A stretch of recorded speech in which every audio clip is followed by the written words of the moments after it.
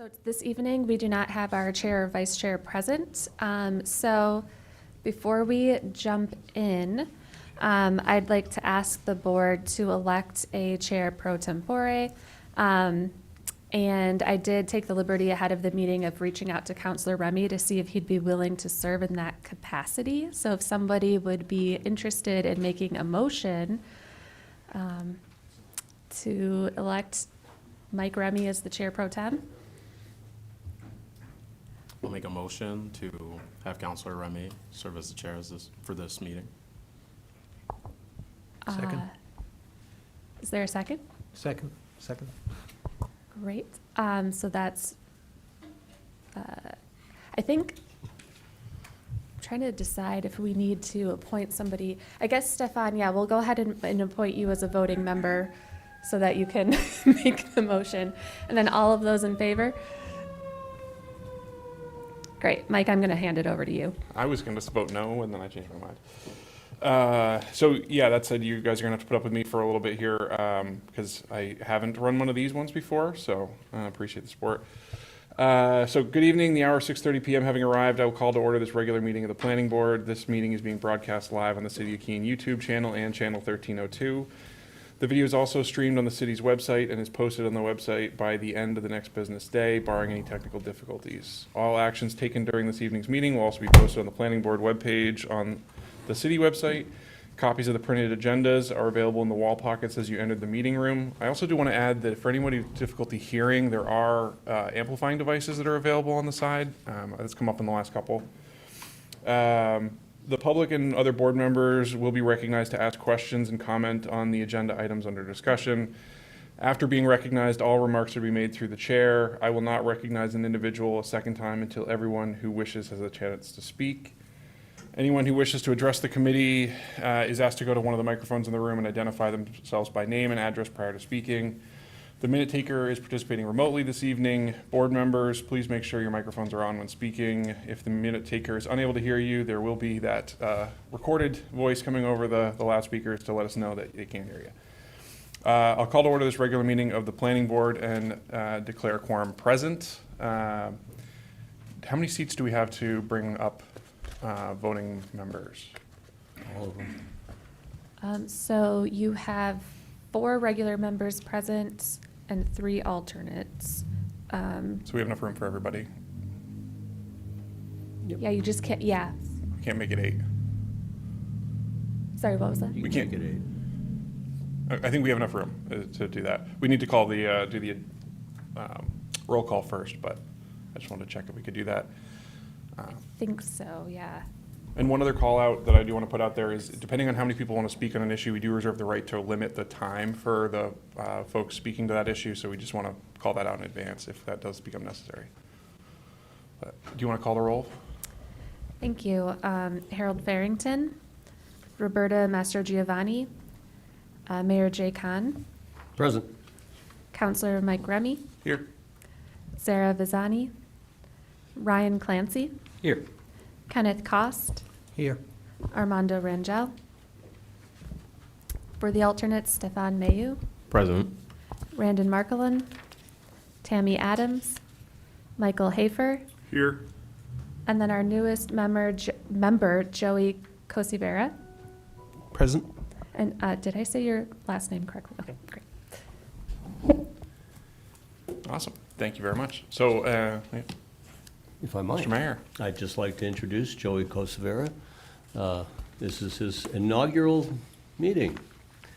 So, yeah, welcome, Joe. And I don't know if you'd like him to say a couple words, just where he's, He, he's no, you're all right? All a right. longtime member in Keene. And been very helpful on the KYPN stuff as well, so Yeah. I see him around, so. Awesome. Welcome, Joey. Thank you. So, can I get a motion to approve the minutes of the last meeting? And actually, I believe we have 2 sets of minutes to approve, or at least from what's in the packet, there's 2 sets. So it would be the August 25th, 2025, and the September 8th, 2025 minutes.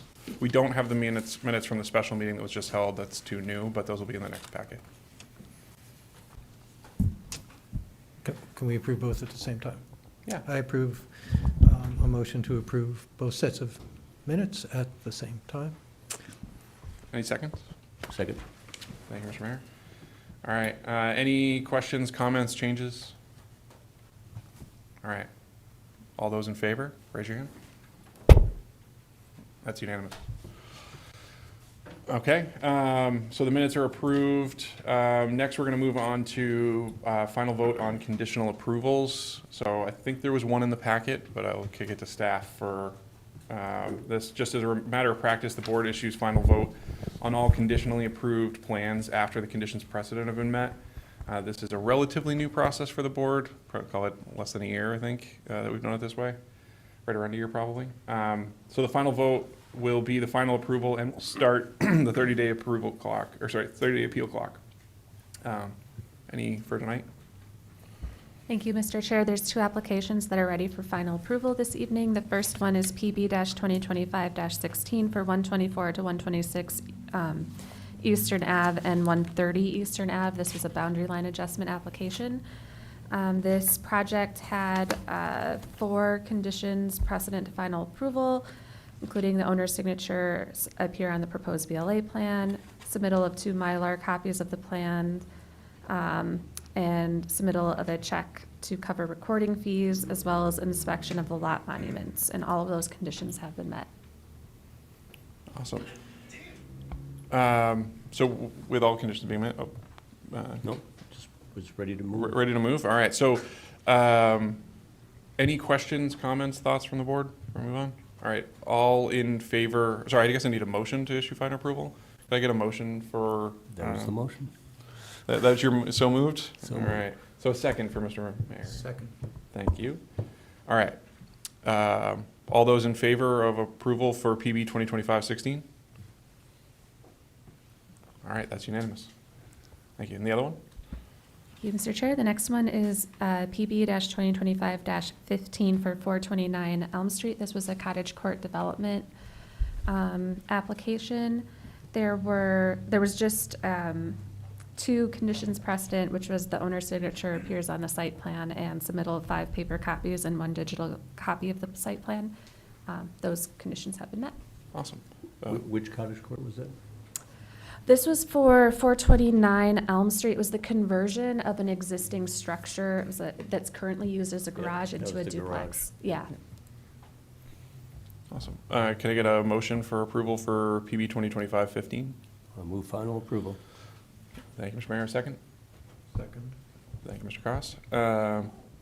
All right, all those in favor of, sorry, any questions, comments, thoughts before we move on? All right, all those in favor of approval for PB 2025-15? That's unanimous. Thank you much. Now we're going to move into our public hearings. The first public hearing is an appeal of a decision on street access permit exception request for 15 Crestview Street. Applicants and owners Christopher Yeager and Brittany Hill are requesting an appeal of a denied street access permit exception request from section 2354A8 of the Land Development Code related to the allowed driveway width for single and 2-family homes. The parcel is 0.22 acres in size and is located in the low-density district. So first, does the staff have recommendation on completeness in the application? Thank you, Mr. Chair. This is Megan Fortson, planner. The applicant has not requested any exemptions from the submittal items as part of this application. Planning staff recommends that the board accept the application as complete. Awesome, thank you. Is there a motion for accepting the application as complete? Move completeness of the application. Thank you, Mr. Mayor. Second? Thank you, Mr. Mayhew. So moved and seconded. All those in favor of finding the application as complete? Again, unanimous. Thank you. So with that, I'll actually invite the applicant up if you want to present. So you can sit at the microphone here if you want. Just say name and address, which I think we just got, but just to confirm it for the record. And then just run us through what you're trying to do. Sure, yeah. So Chris Jaeger here from 15 Crestview Street. And as you had mentioned, I'm applying for the street access exception. and you all have this in front of you, right? We have a packet here. Okay, cool. Yep.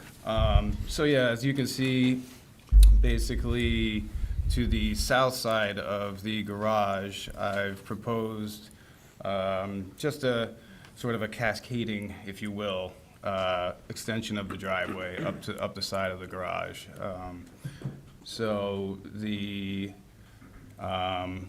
and forgive me, I forget the terminology, but at the street, you know, at the curb here, I've just proposed a little bit of an extension, a couple feet, and then angle up and towards the back of the driveway, back of the garage, forgive me, just to create just another parking spot for essentially really just the winter snow ordinance when it comes into play.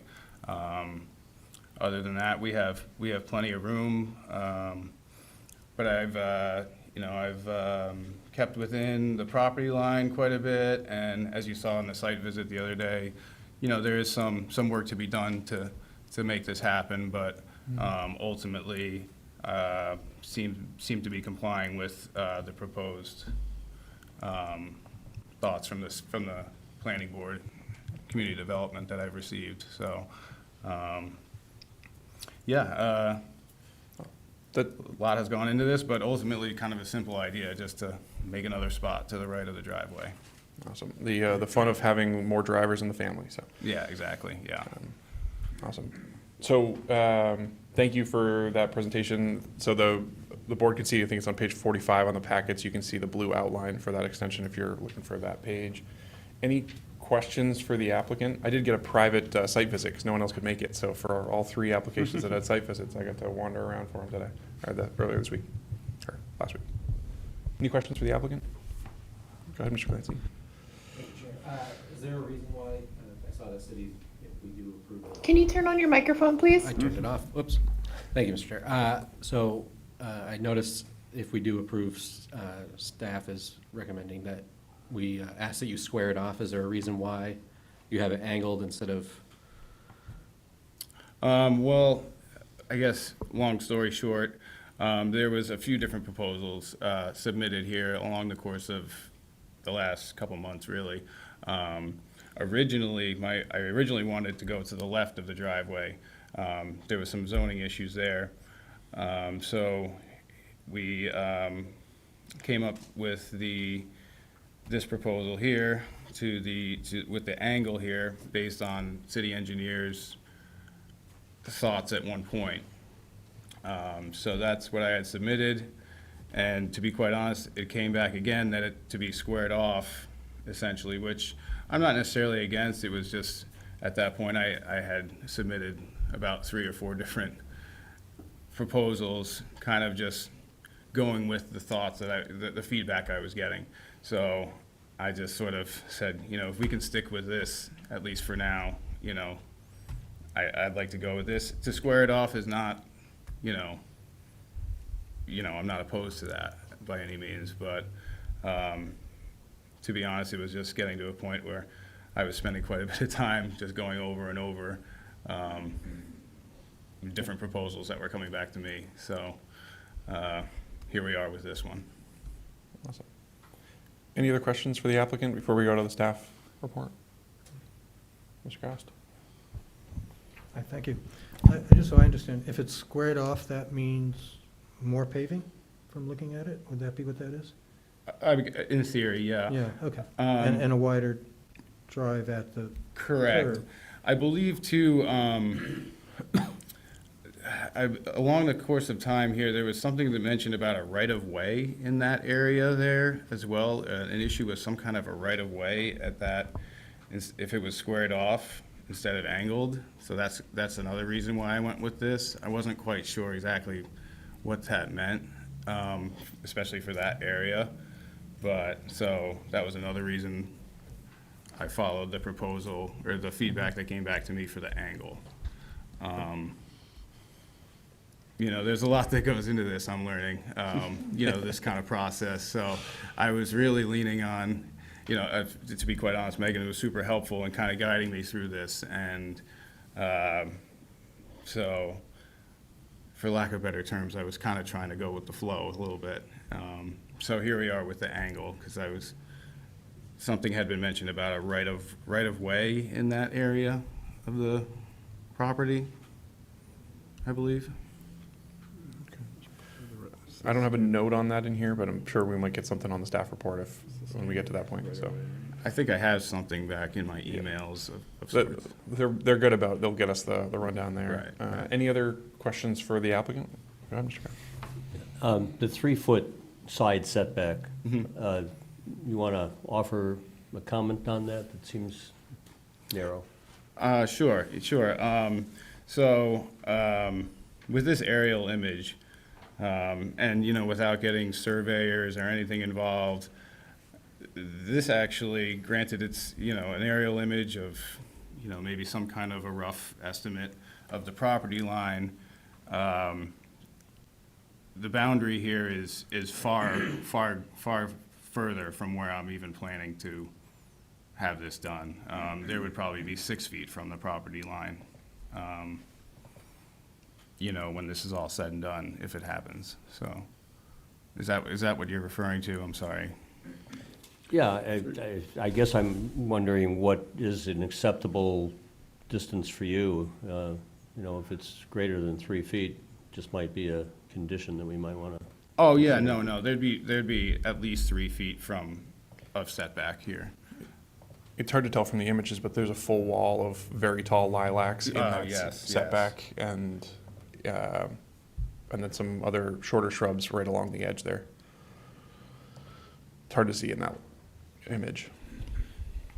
I just want, I'll no doubt ask the staff, so wanted to have that opportunity to Yeah, query you as well. Like the chair said, it is kind of hard to make out. There is like almost a natural border of privets, they're called. I called them lilacs when they were there at the site that day, but they're Privet privets. heads. I And know 'em then both. hydrangeas that naturally border our property, which, like I say, according to this aerial image, I might have more room in my property than I think, but again, I'm not trying to go there by any means, you know, so, and again, this is just obviously kind of a rough aerial image, but I was actually surprised to see this and maybe think, okay, you know, actually, maybe I have more than I think here, but If I could add, who did draw this? I mean, well, the aerial image I got off the Access site, but well, roughly permanent markered in there. So we have two different versions. We have the permanent marker one on a later page, 52, and then we have the blue boxes on 45. So, I think probably appropriate to kick it to staff, and they might be able to answer some of these questions around that. So if no other questions for the applicant, I'll kick it to staff for comments. You're welcome to hang out, or you can take a seat back there, and they'll Okay. cover for you. Thank you.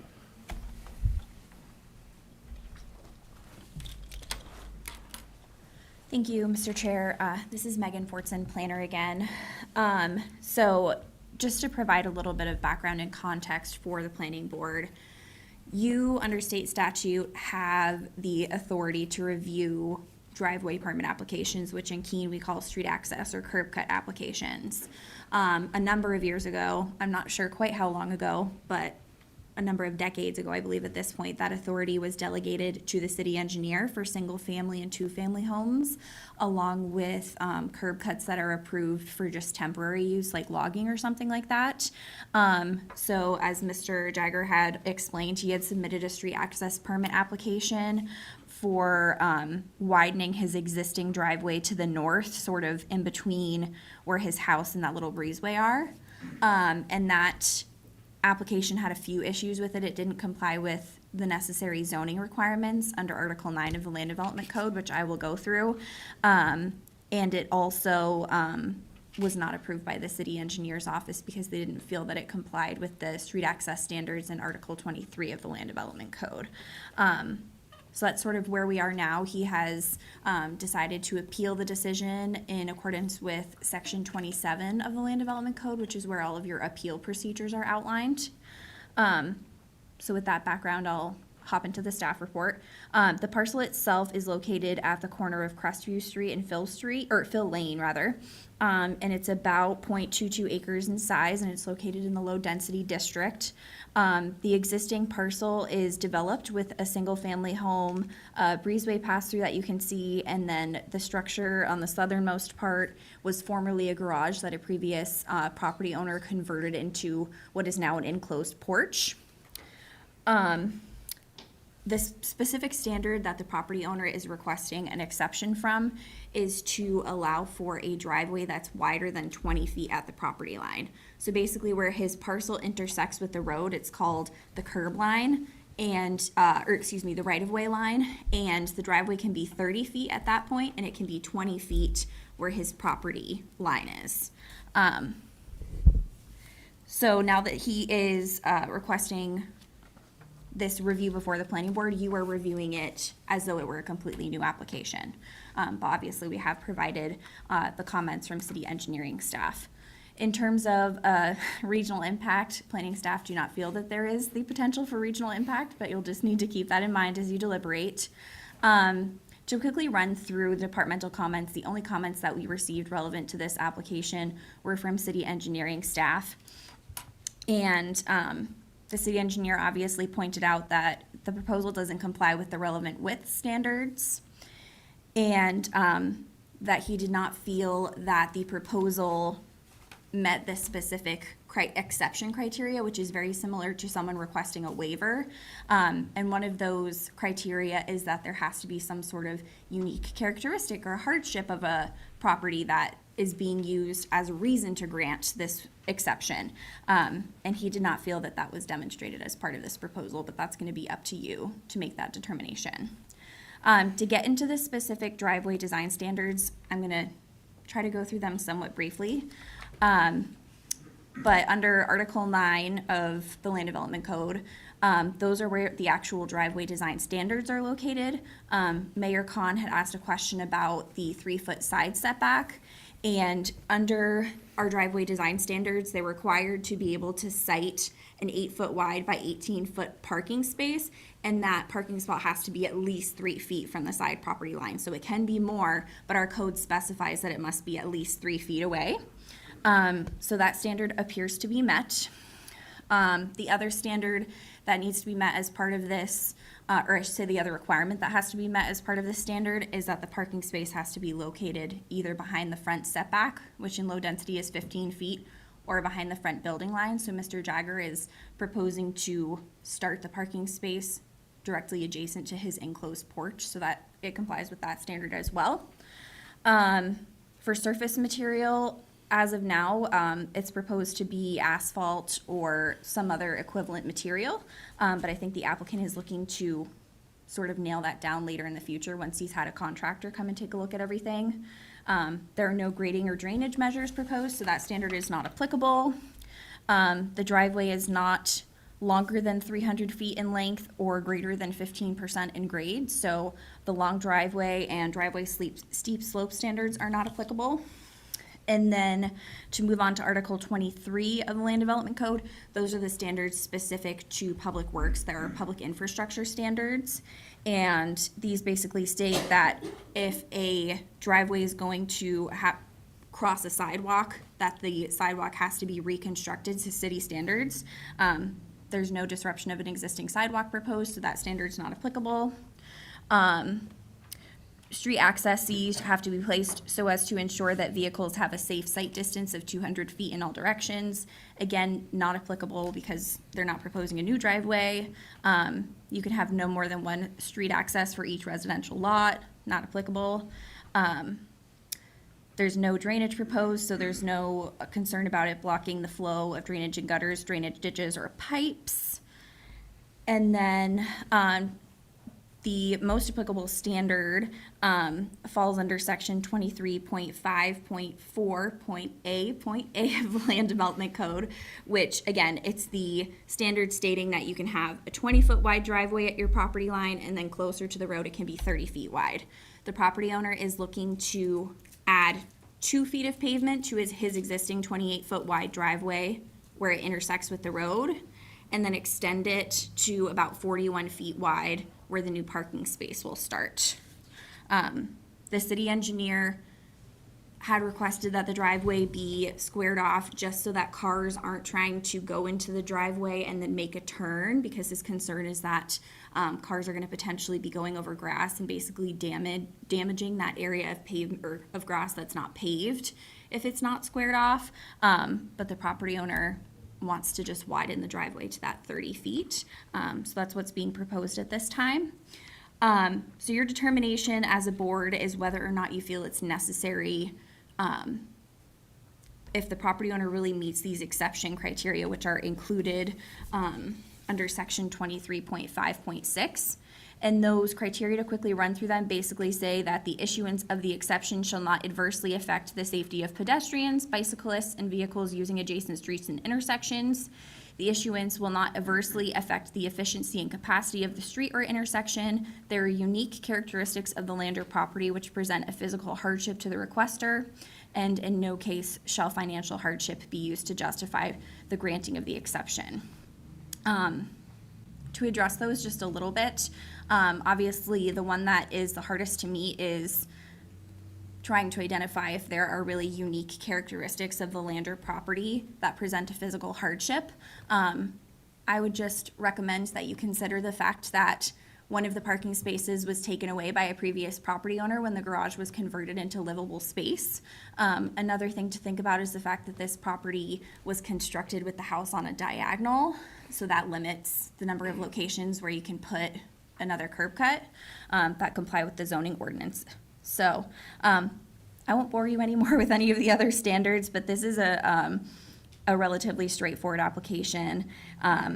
And the two recommended motions would be to move to grant the exception from that specific section of the Land Development Code. And then if you're so inclined, to move to approve the street access permit with one condition of approval, which would be the completion of an inspection by city engineering staff following the construction of that extra portion of the driveway. I'm happy to answer any questions. Awesome, thank you. Board have any questions for staff? Mr. Clancy, I saw you first. Thank you. I think I know the answer. There's no sidewalk there, but is there curbing at all? So there's curbing. Yes, there is curbing there. There's actually like a strange little bit of curbing that actually goes into Mr. Jagger's driveway currently. So that would be removed, and if any of it was removed in excess, they'd have to replace it to city standards, basically, yeah.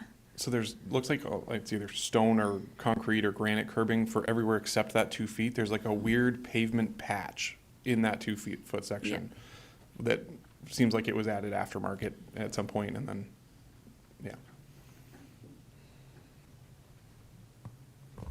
Any other questions? Sorry, Mr. Hanker. Yeah. Yeah, thank you, Mr. Chair. If I'm reading the standards right, a parking spot has to be 18 feet long? And can that be in the right of way? It cannot, so it So either. even today, this. is Correct, way yeah, this out is of- an existing non-conforming driveway, so, More that's why- non-conforming might not. yeah, we tried And so to bad. work the best that we could with Mr. Jagger to try to make it more conforming, which is why that parking space, he's kind of proposing to widen it to the south so he can get into the driveway that complies with the width requirement, and then sort of have the parking spot next to his garage where it's not gonna be intrusive.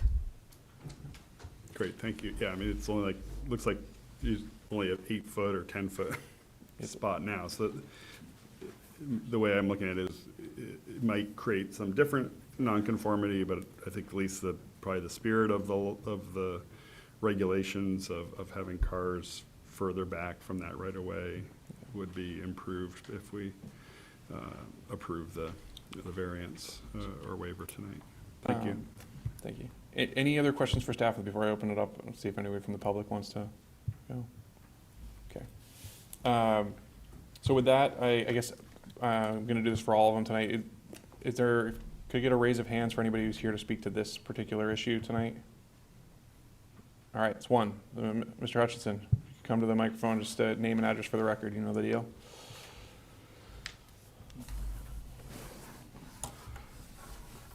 Can everybody hear me? Yes, sir. I am Bradford Hutchinson. I'm a 2025 candidate for mayor. Interest of full disclosure. I heard about this hearing tonight, and I'm always interested when a resident wants to improve their property and the city says no. I didn't know anything about this other than what I've read in the various meeting announcements, and so all I know is there's a homeowner that wants to modify his driveway, wants to improve his property, and once again, the city's putting up roadblock after roadblock after roadblock. But I didn't have the details, so I wanted to come to the meeting tonight. I haven't been elected yet, so this isn't official, but on behalf of the people of the city of Keene, Mr. Jagger, I want to apologize most sincerely for the additional hardship that the city's imposing on you with this. I'm looking at this aerial view. I can see two problems. This is a corner property and the house is at an angle. There's a lot of corner properties in the city of Keene, and I bet this is one of the few that the house is built on an angle on the property. I also want to make note that the garage appears to have been added long after the house, and the angle of the garage does not match the angle of the house. And the driveway appears to be matching the angle of the garage. The existing driveway is matching the angle of what was the garage and not the house. The driveway doesn't meet the angle of the house. It meets the angle of the garage, and the garage doesn't meet the angle of the house. If you make 4/4 of this square, most of the garage and house are in half of the property, and 1/4 of the property has no building. That's where the pool is. This is a very unusual layout, and I see what Mr. Jagger is trying to do here, and I'm listening to the city staff, and this is my perennial complaint about zoning, is we have all these rules, we have all this minutia, and all these figures, and this RSA, and that code, and this, and we make it so technical and difficult. You know, the poor homeowner, he's just trying to improve his property, and he's trying to play by the book, and he's trying to play by the rules, and what's City Hall doing? Roadblock after roadblock after speed bump after regulation. Well, you got to do this, well, you got to do that, and you get 25 people involved. Somebody in fourth floor community development should have sat down with Mr. Jagger, gone out to his property, looked at what he wants to do. I see the proposal that he's trying to ask, and now I'm wondering, well, maybe, do you want to cut this corner off here, add it here, make the driveway come off at a right angle to the street to make better access to beside the garage where he wants to do it? What I'm saying is it's not a negative on city staff as individuals, but what we've got is bureaucracy, red tape, rules and regulations. And the individuals can't see. We're not here to say, okay, we've got these rules and regulations, and Mr. Jagger, here's all the hoops you have to jump through if you want to have your thing. That's not what government is supposed to be. Government should be a tool that the people can use to do what they want to do. And I would like to see Mr. Jagger come to the city and say, hey, you know, I want to put this driveway, I want to improve my property, I want to do it right, there's reasons for these rules. I'd like to see city staff work a little more cooperatively with Mr. Jagger toward a resolution that's in Mr. Jagger's best interest, that is what Mr. Jagger wants to do. And what I see from Mr. Jagger, he is putting in his best effort. He's not an engineer. This is his, I think you know, that's what his- we're here doing tonight, so that's his, where I don't his, want to keep going.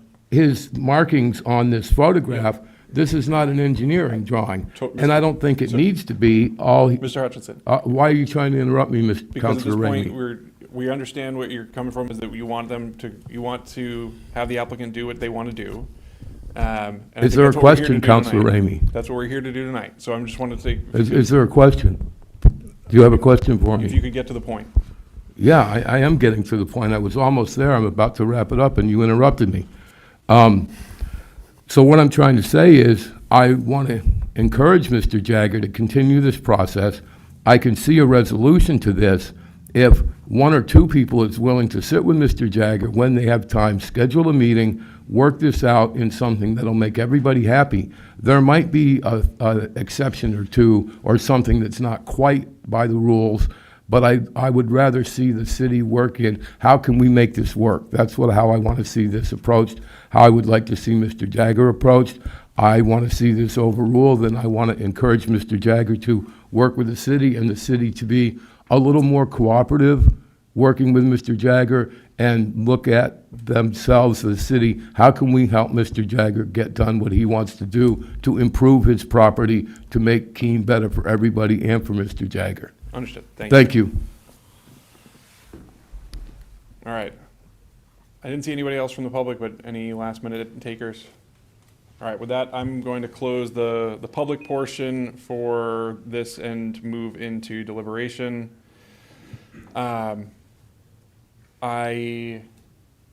tend to agree with the staff that there are unique conditions with the layout of the property. I tend to agree that there's not regional impact, but I guess with that, I'll open it up for the board. Any questions, thoughts, comments on this one?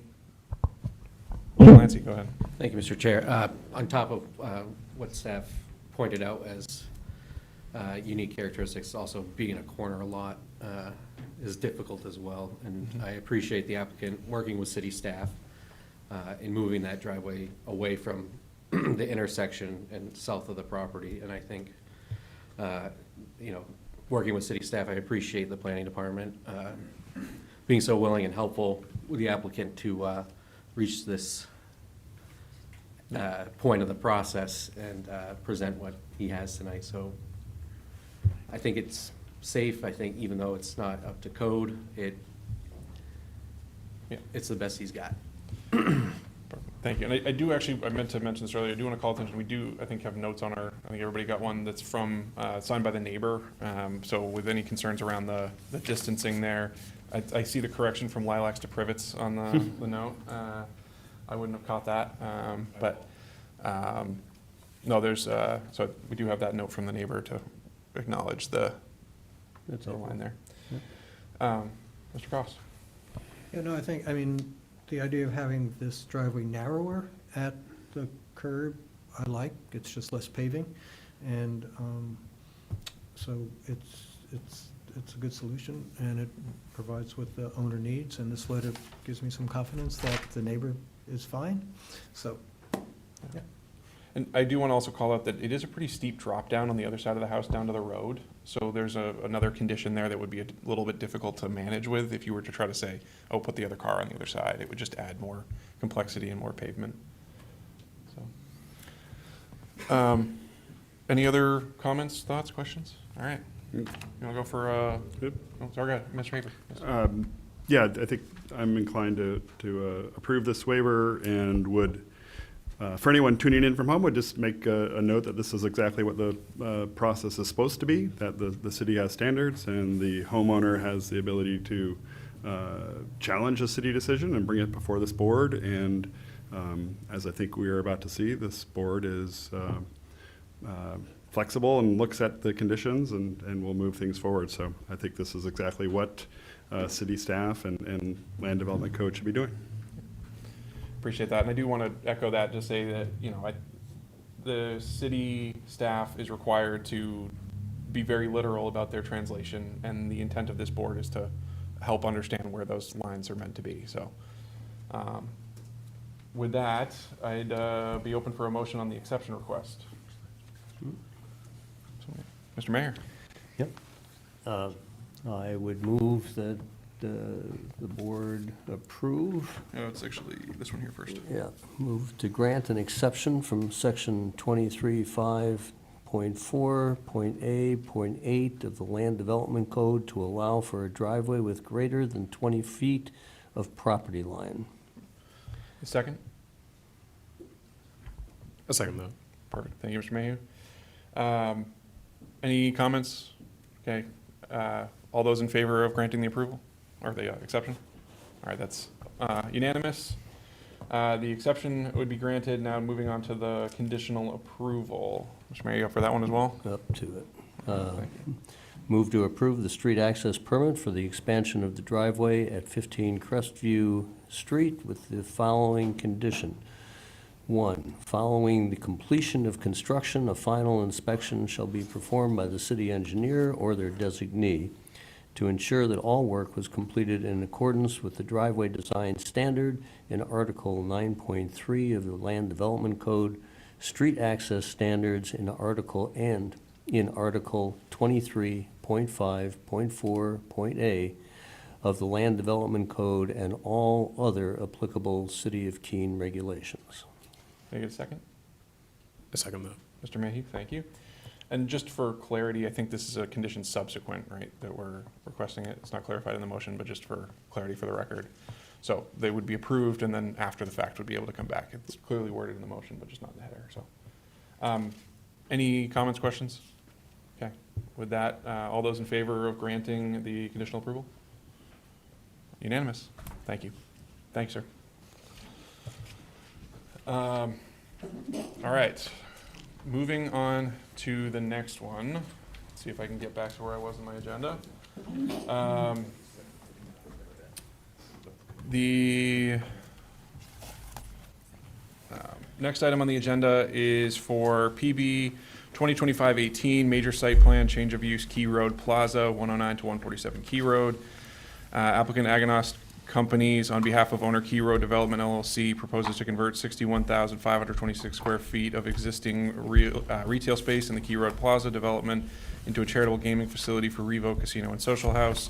The parcel is 5.8 acres in size and is located at 109 to 147 Key Road, tax map parcel number 110-022-000, and is located in the Commerce District. So does staff have a recommendation for completeness? And I think there was one tune-up on this. Thank you, Mr. Chairman. So just a quick point of clarification. This application is a proposed change of use within an existing 61,526 square foot retail building. However, the proposed change of use is only going to be 15,000 square feet approximately. Awesome.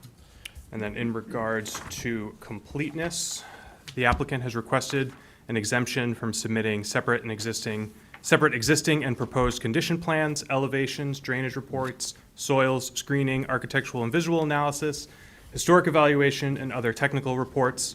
After reviewing each request, planning staff has made the preliminary determination that granting the requested exemptions would have no bearing on the merits of this application and recommend that the board accept the application as complete. Thank you. Can I get a motion for accepting the application as complete? So moved. Thank you, Mr. Mayor. Second? I'll second that. Thank you, Mr. Mayhew. So moved and seconded. All those in favor of motion to find complete, or the application complete? That's unanimous. Application is found to be complete.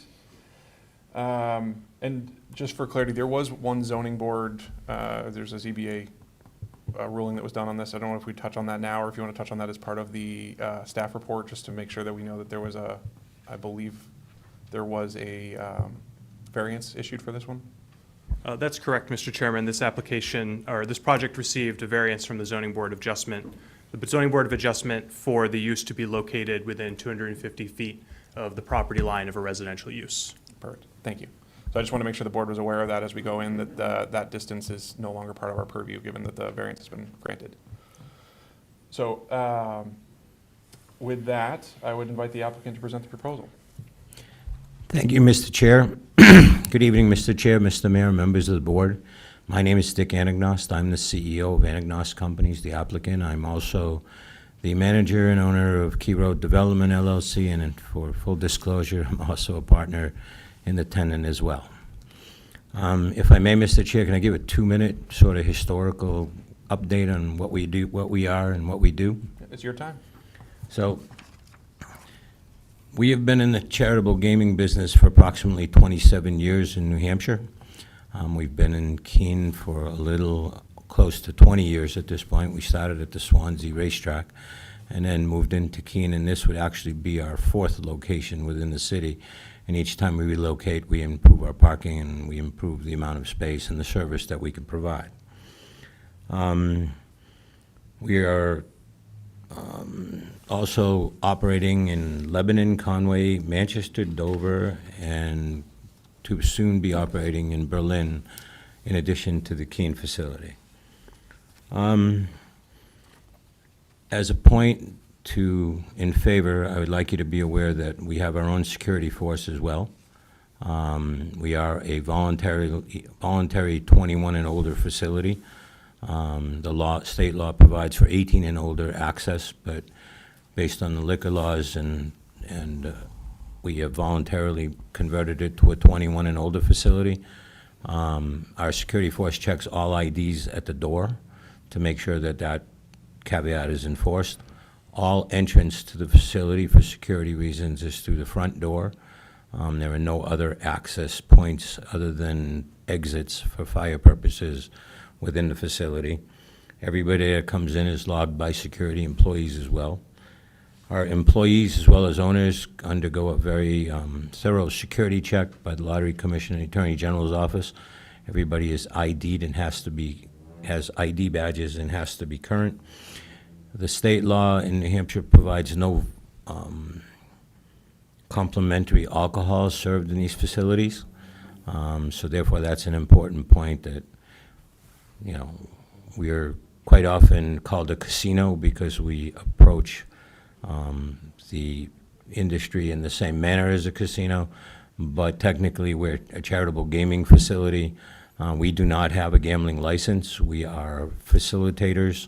We have a operator's license. The operator's license allows us to affiliate with charities who actually have the gaming license and who actually benefit significantly from the operation that goes on.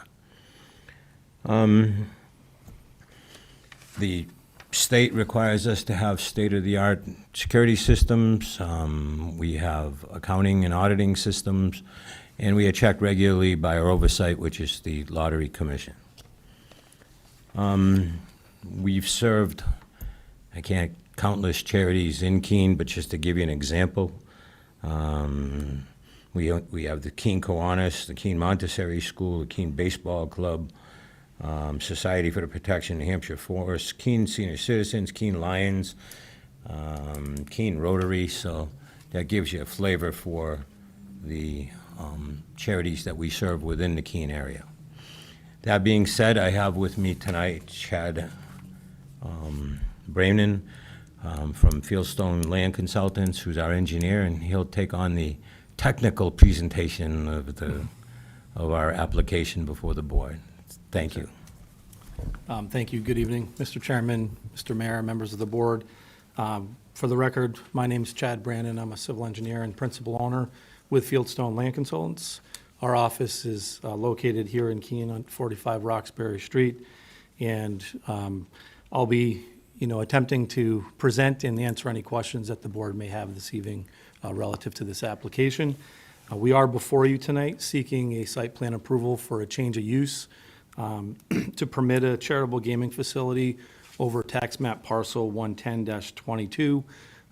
The portion of the plaza that this charitable gaming facility will be located has a physical address of 133 Key Road.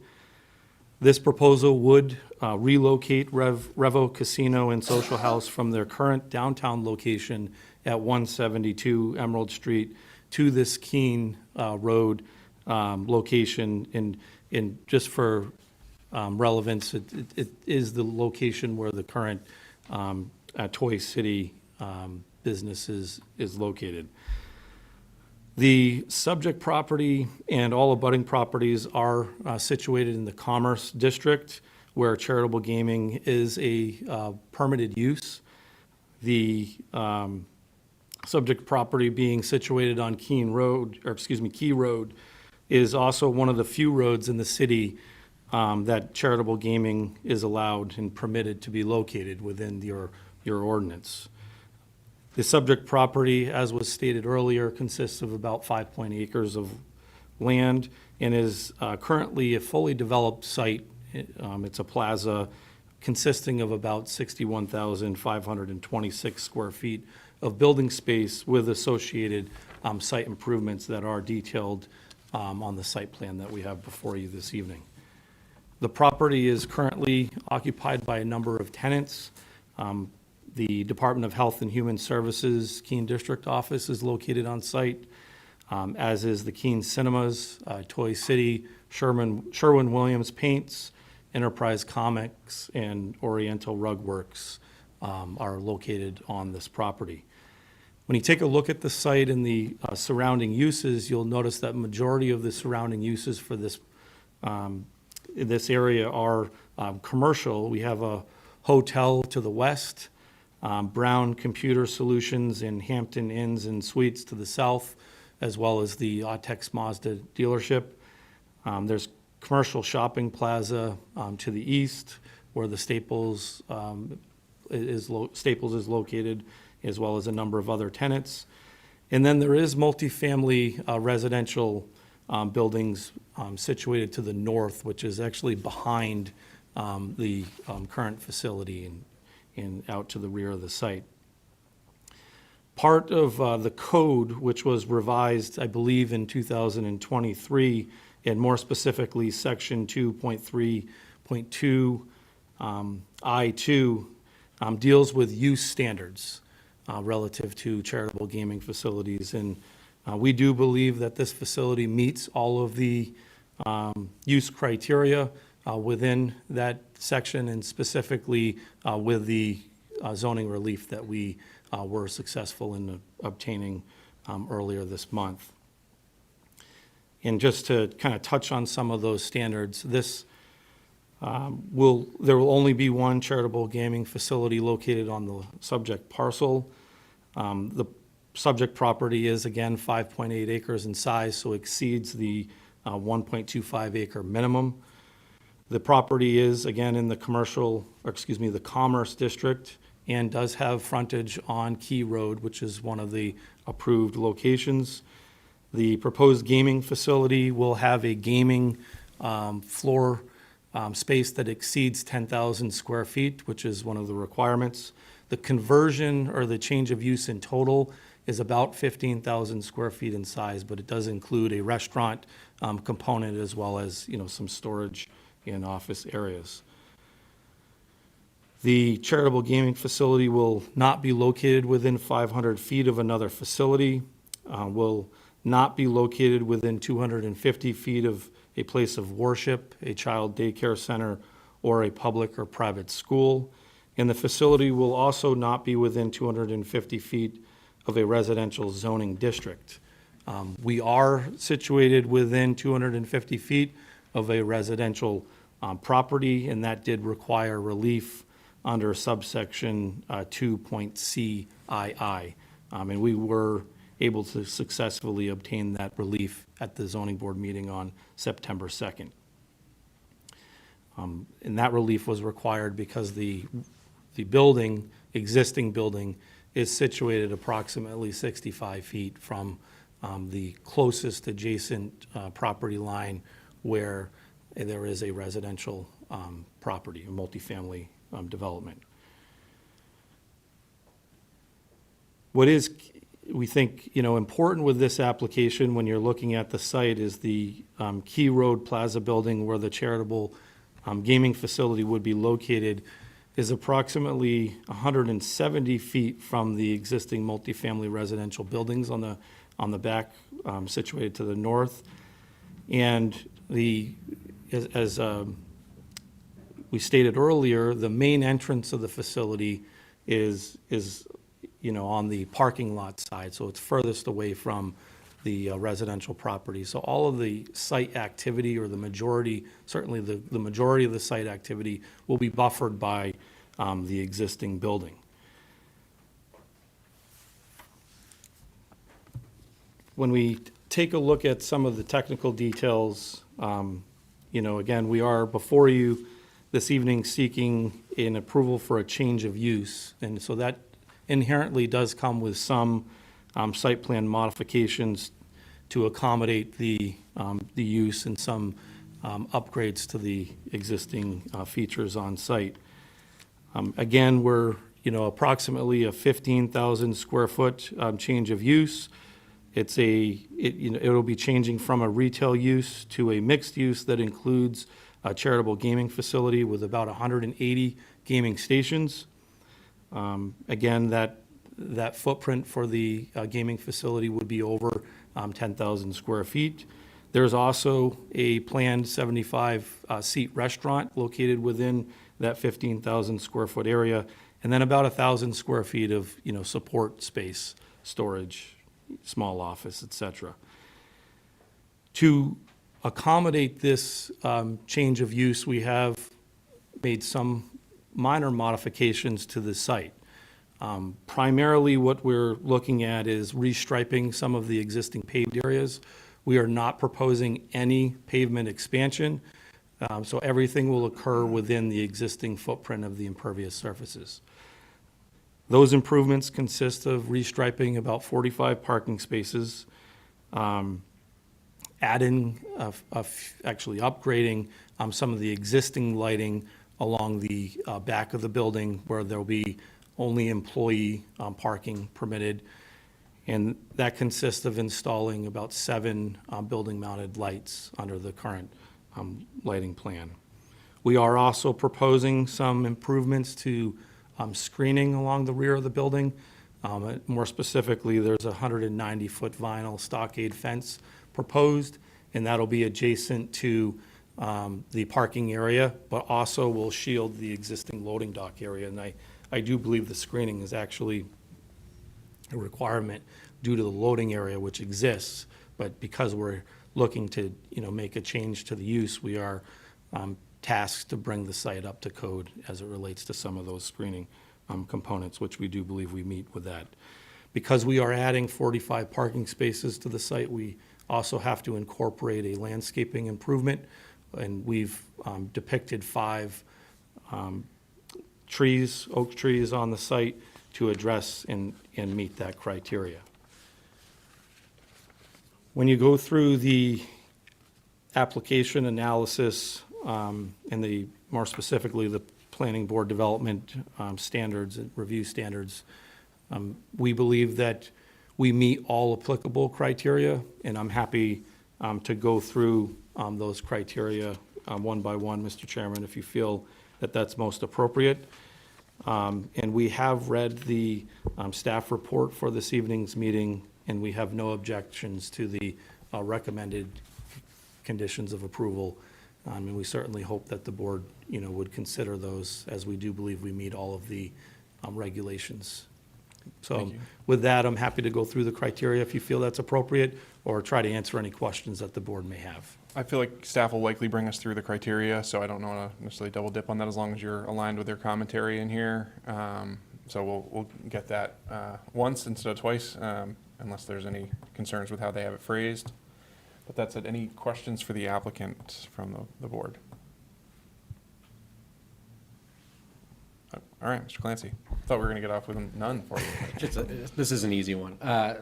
For the 3 oaks in the back, I see it being beneficial, but I worry about their viability in the parking lot area, especially that one that's in smack dab in the middle of the pavement. So has there been consideration for alternative trees in those locations? I think there may be some confusion, Mr. Clancy, on the location, so if you don't mind, Mr. Chairman, may I just go to the plan and, Yeah, yeah. and kind of speak to some detail on that? Just make sure the green light's on the microphone while you get up there. Should be good. I believe it is on.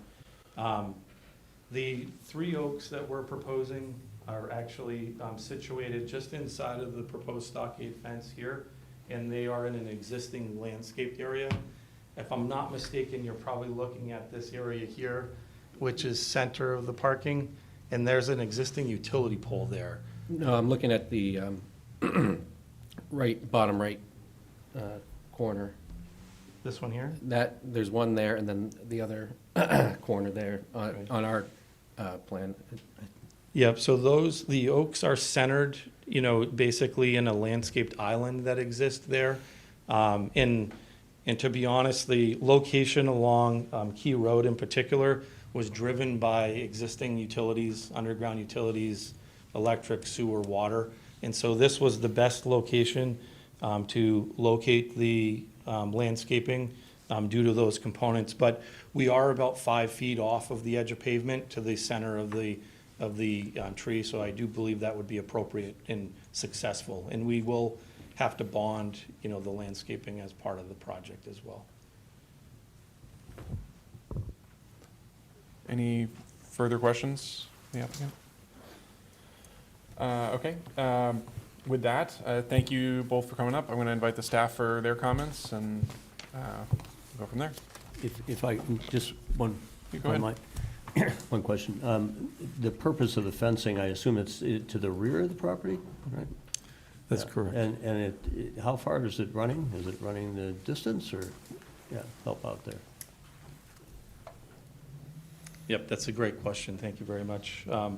So the fencing will run from the, basically the northwest corner of the property here, and will extend about 190 feet, which will go beyond the proposed parking area and the proposed, or the existing loading dock area, which is situated here.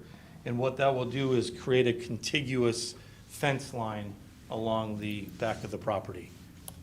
Because there's an existing fence that's located from basically the end of that proposed 190-foot fence all the way to the west, or excuse me, east. For those who missed my private site visit on this one as well, there's also a moat between the property. Correct. So there's, the best equivalent is describing a moat of a drainage ditch that goes between those two, right behind where that fence will be. Yes.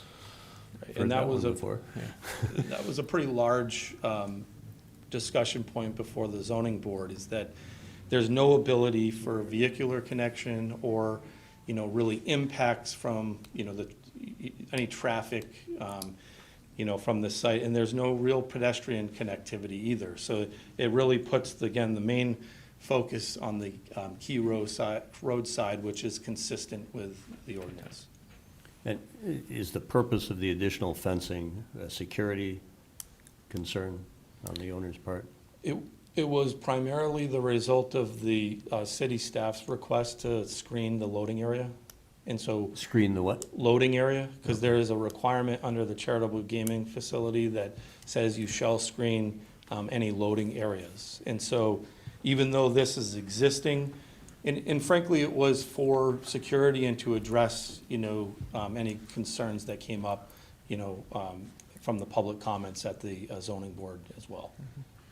We didn't receive any comments at the zoning board from landowners on adjacent properties, and so I will say that it was really an offering from my client to try to, address, just the fact that there is a residential property back there.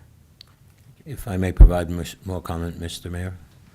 Go I ahead. mean, Yeah. Mr. Chair, Yeah, you're Mr. good. Mayor. He usually gets it. I get to tonight, so. In my original opening, I explained how the only entrance that's used is the front entrance for security purposes. There's nothing that goes on in the rear of our properties for security purposes. We do have a car outside with a security guard in it that travels around the property all of the hours that we're open. And it's intentional so that there's nothing going on in the rear for security purposes, that we channel everything through the front door. Anything further? No. All right, any further questions for the applicant? Oh, Mr. Haver. go ahead. Yes, thank you, Mr. Chair. Just from a scale standpoint, compared to the current location, currently what the Rev Casino now, how is this, can you give me a size of how much larger this The is? current casino is somewhere between 7,000 and 8,000 square feet, and we'll be moving to 15. Roughly double. Okay, thank you. And I guess, yeah. Sure. One more, I mean, just as far as the public is concerned, there are some other operations there. I think you've made it very clear to us. This is occupying just one of the current storefronts that exists in the plaza. Correct. The remainder, it's your intent to sustain those businesses so long as you have a lease with those. They all have long-term Owners. leases. Congratulations. Thank you. All right, any follow-on questions? All right, with that, I will move to the staff. Thank you very much.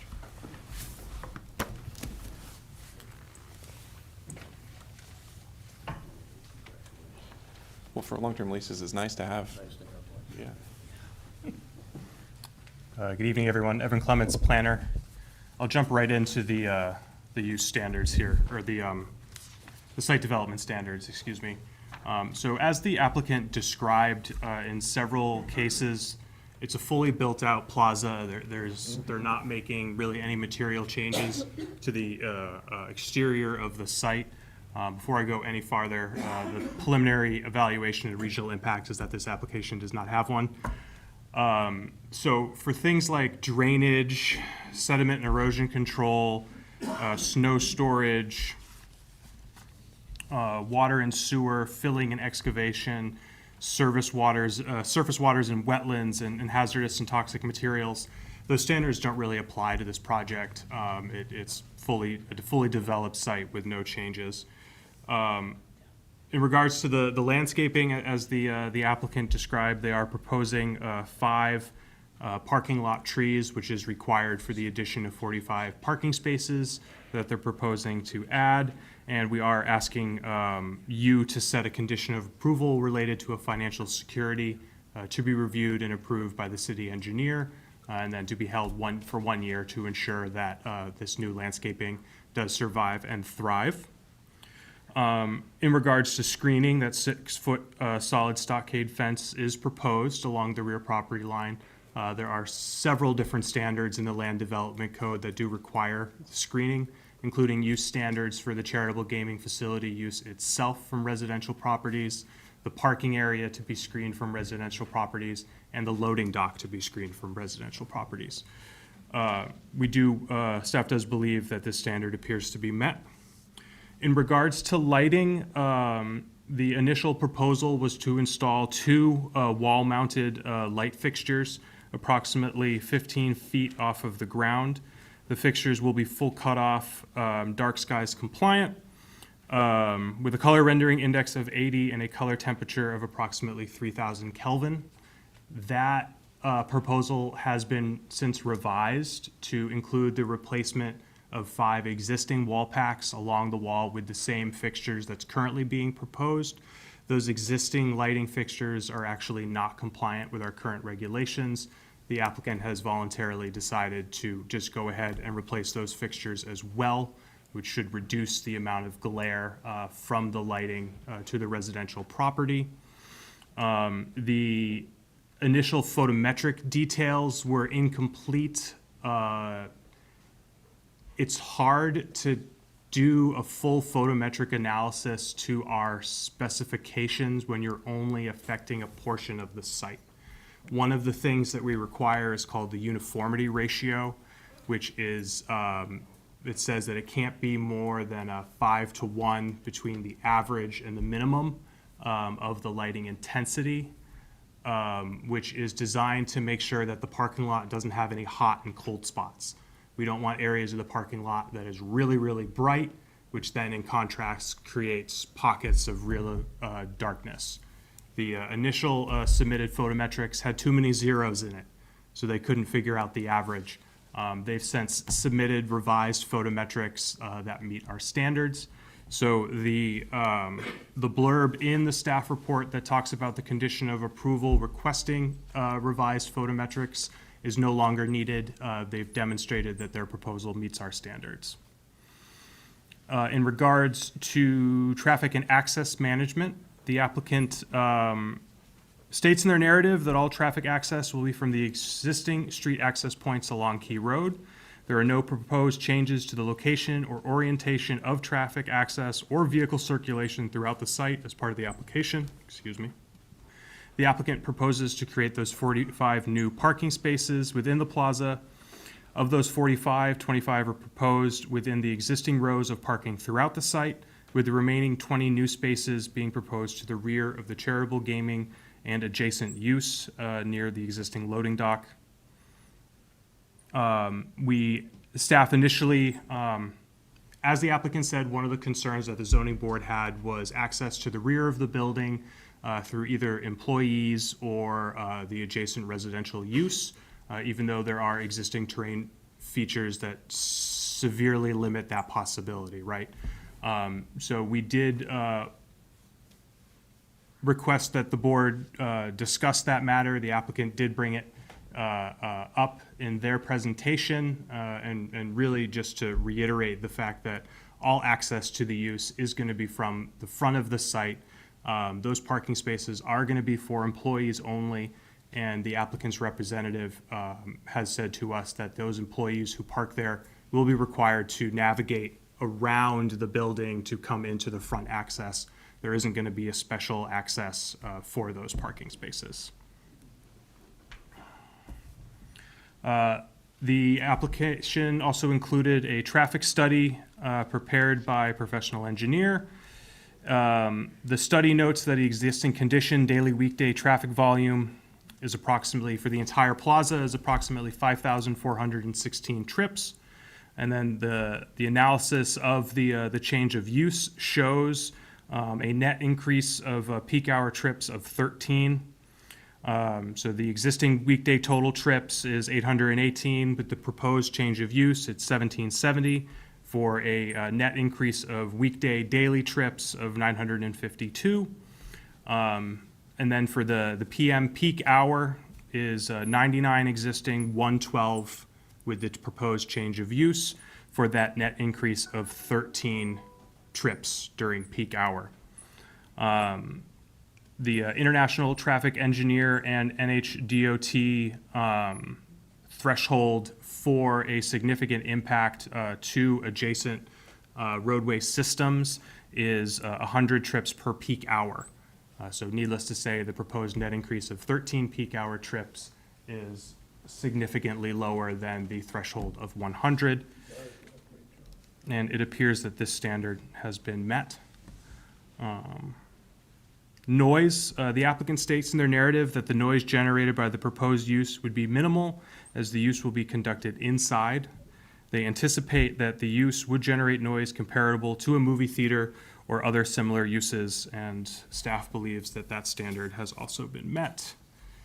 And then they're not proposing any changes to the exterior of the building outside of signage, which is not under the purview of the planning board. So the architectural and visual appearance standards are not applicable.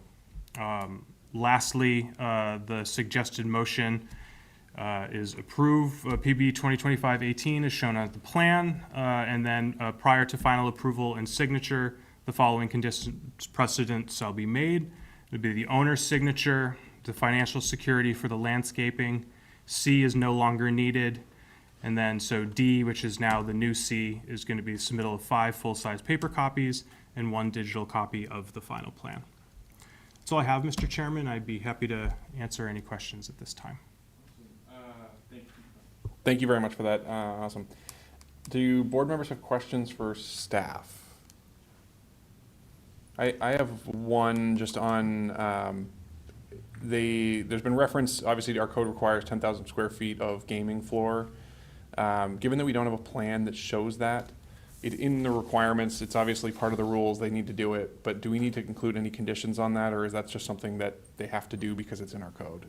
So that will be verified when they come in for the tenant fit-up.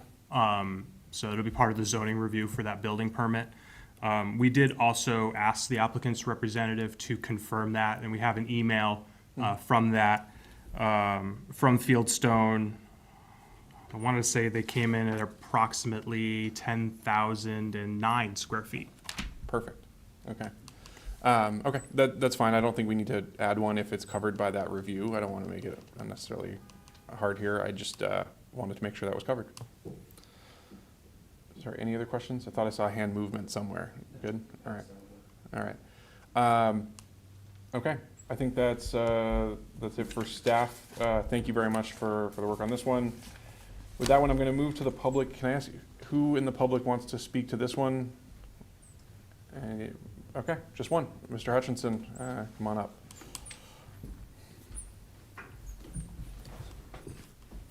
I'm still Bradford Hutchinson of Marlborough Street.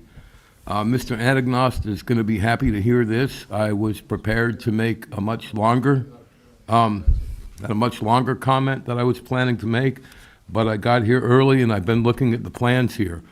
The concerns that I have are still in place, but they're much lessened by looking at the plans and thinking about what he wants to do and what he's proposing, and thinking about the current situation. As people are aware, he's currently down at the end of Emerald Street in Silk Mill. And as we're all aware, there's some serious issues with the property. And currently, there's several other businesses in there at the end of a dead-end street next to the power substation. along what's basically the rail trail. It works from the outside, I guess, but it's not the best thing. It's like tucked away, it's hard to find, it doesn't seem really fair to Mr. Anagnost's business.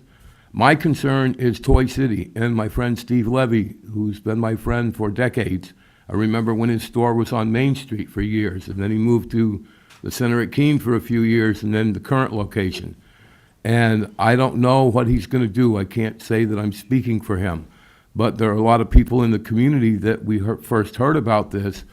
The way we heard about it, it sounded like he was getting pushed out of there, whether he wanted to go or not. That's how we heard it.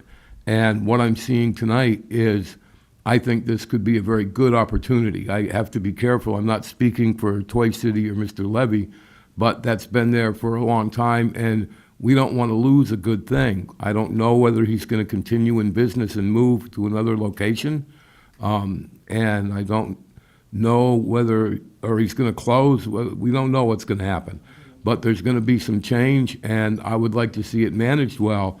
I did say I'm very impressed with Mr. Anagnost's presentation, the professionalism of it, and I think it's going to be an improvement for the city of Keene to have this casino in this location. I think it's a much better location. I don't want to get into details. I think this is a very good thing. I just want to put in a caveat that I would like to, and I think Mr. Anagnost will do everything he can to accommodate Mr. Levy of Toy City and to have the process go as well as he would like it to have go. I guess I want to encourage Mr. Levy and Mr. Anagnost to work well together for their own mutual gain and to benefit everybody. I think this has a real potential to be a win-win-win-win situation, which is not in the current location. So I want to thank Mr. Anagnost and the public and the planning board and the city staff and encourage positive cooperative. This is a real professional operation, what I'm seeing. Basically they're coming here and saying, we're going to do this right. We're going to do right by the city of Keene, do right by us, do right by everybody, and this is the kind of spirit that I want to encourage more of. Keep up the good work, people. Thank you. All right. Anyone else from the public? All right. So with that, I will close the public portion and move to deliberations. Who wants to start? Any questions, comments, concerns, thoughts? Mr. Frost. I'm thinking back to when we were talking about changing the land development code and how to address charitable gaming, and it took a long time, and we went through a lot of detail, and we identified different parts of the city and got pretty detailed. And so this is interesting to see the result of that. And, maybe as Mr. Hutchinson said, my grandkids will be kind of disappointed one day when it's not there, and it'll be a long time before they go to the casino. But, yeah, as far as I see it, it's meeting all of the, with the adjustment to the property, the distance to the housing, it's meeting everything. And so I don't see anything in the code that gets in the way of this. Thank you. Anyone else? I think what we have before us is a change of use request. It is a use that is what was forecasted and anticipated with the zoning changes that the city undertook. I think it's in conformance, and I have no reservations with this request. Thank you. Anybody else? My only comments, I think we're clean on regional impact. I agree with staff that this is not going to, while I'm sure there will be folks from around the region using it, it's not going to necessarily affect the surrounding towns. As someone who, to echo some of the comments we did here, I've grew up going to Toy City, so there's some heartburn for me of seeing that change, but change happens, so it's not part of our purview to review whether we agree with the change of use, just whether it makes sense. Other than that, I think the application covers a lot of good ground. I do think it's funny that this was actually one of the properties we used as an example of where we don't want a casino, but the zoning board actually issued the variance for the space, so that rule goes out the window. So we're clean on that one as well. So it's just funny how that stuff all works out. But if there's no further questions or comments, I would see if there's a motion. I will move. Conditional approval of PB 2025-18 as shown on the plan identified as site plan exhibit prepared by Fieldstone Land Consultants, PLLC, at a scale of 1 inch equals 40 feet, dated August 22nd, 2025, and last revised September 15th, 2025, with the following conditions prior to final approval and signature of the plans by the Planning Board Chair. 1, prior to prior approval and signature by the Planning Board Chair, the following conditions precedent shall be met. A, the owner's signature shall appear on the plan. B, the submittal of security for landscaping in a form of amount acceptable to the city engineer. Item C is deleted, so the new item C, right, is submittal of the 5 full-size paper copies and 1 digital copy of the final plan. Thank you. Second? Second. Thank you, Mr. Cost. Moved and seconded. Any further questions, thoughts, deliberation? All right, with that, all those in favor of the approval? That's unanimous. So, approved as with those conditions precedent on there. So, thanks for coming out. Thank you very much for your time. You're not staying for the master plan conversation? Yeah, I was saying, next one's the master plan. So that said, we have the master plan next. There's also a city council referral. Are there folks here for either one of those that we could send home if, which one are you here for?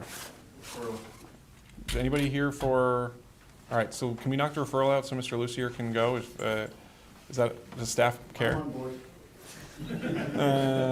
right, so I'm gonna use some, purview of the chair here to, move some stuff around for you. And see if we can move pull forward number 5, a city council referral, and we'll come back to the master plan. So this is city council referral R 2025-26 relating to amended return of layout for a public right-of-way known as Grove Street.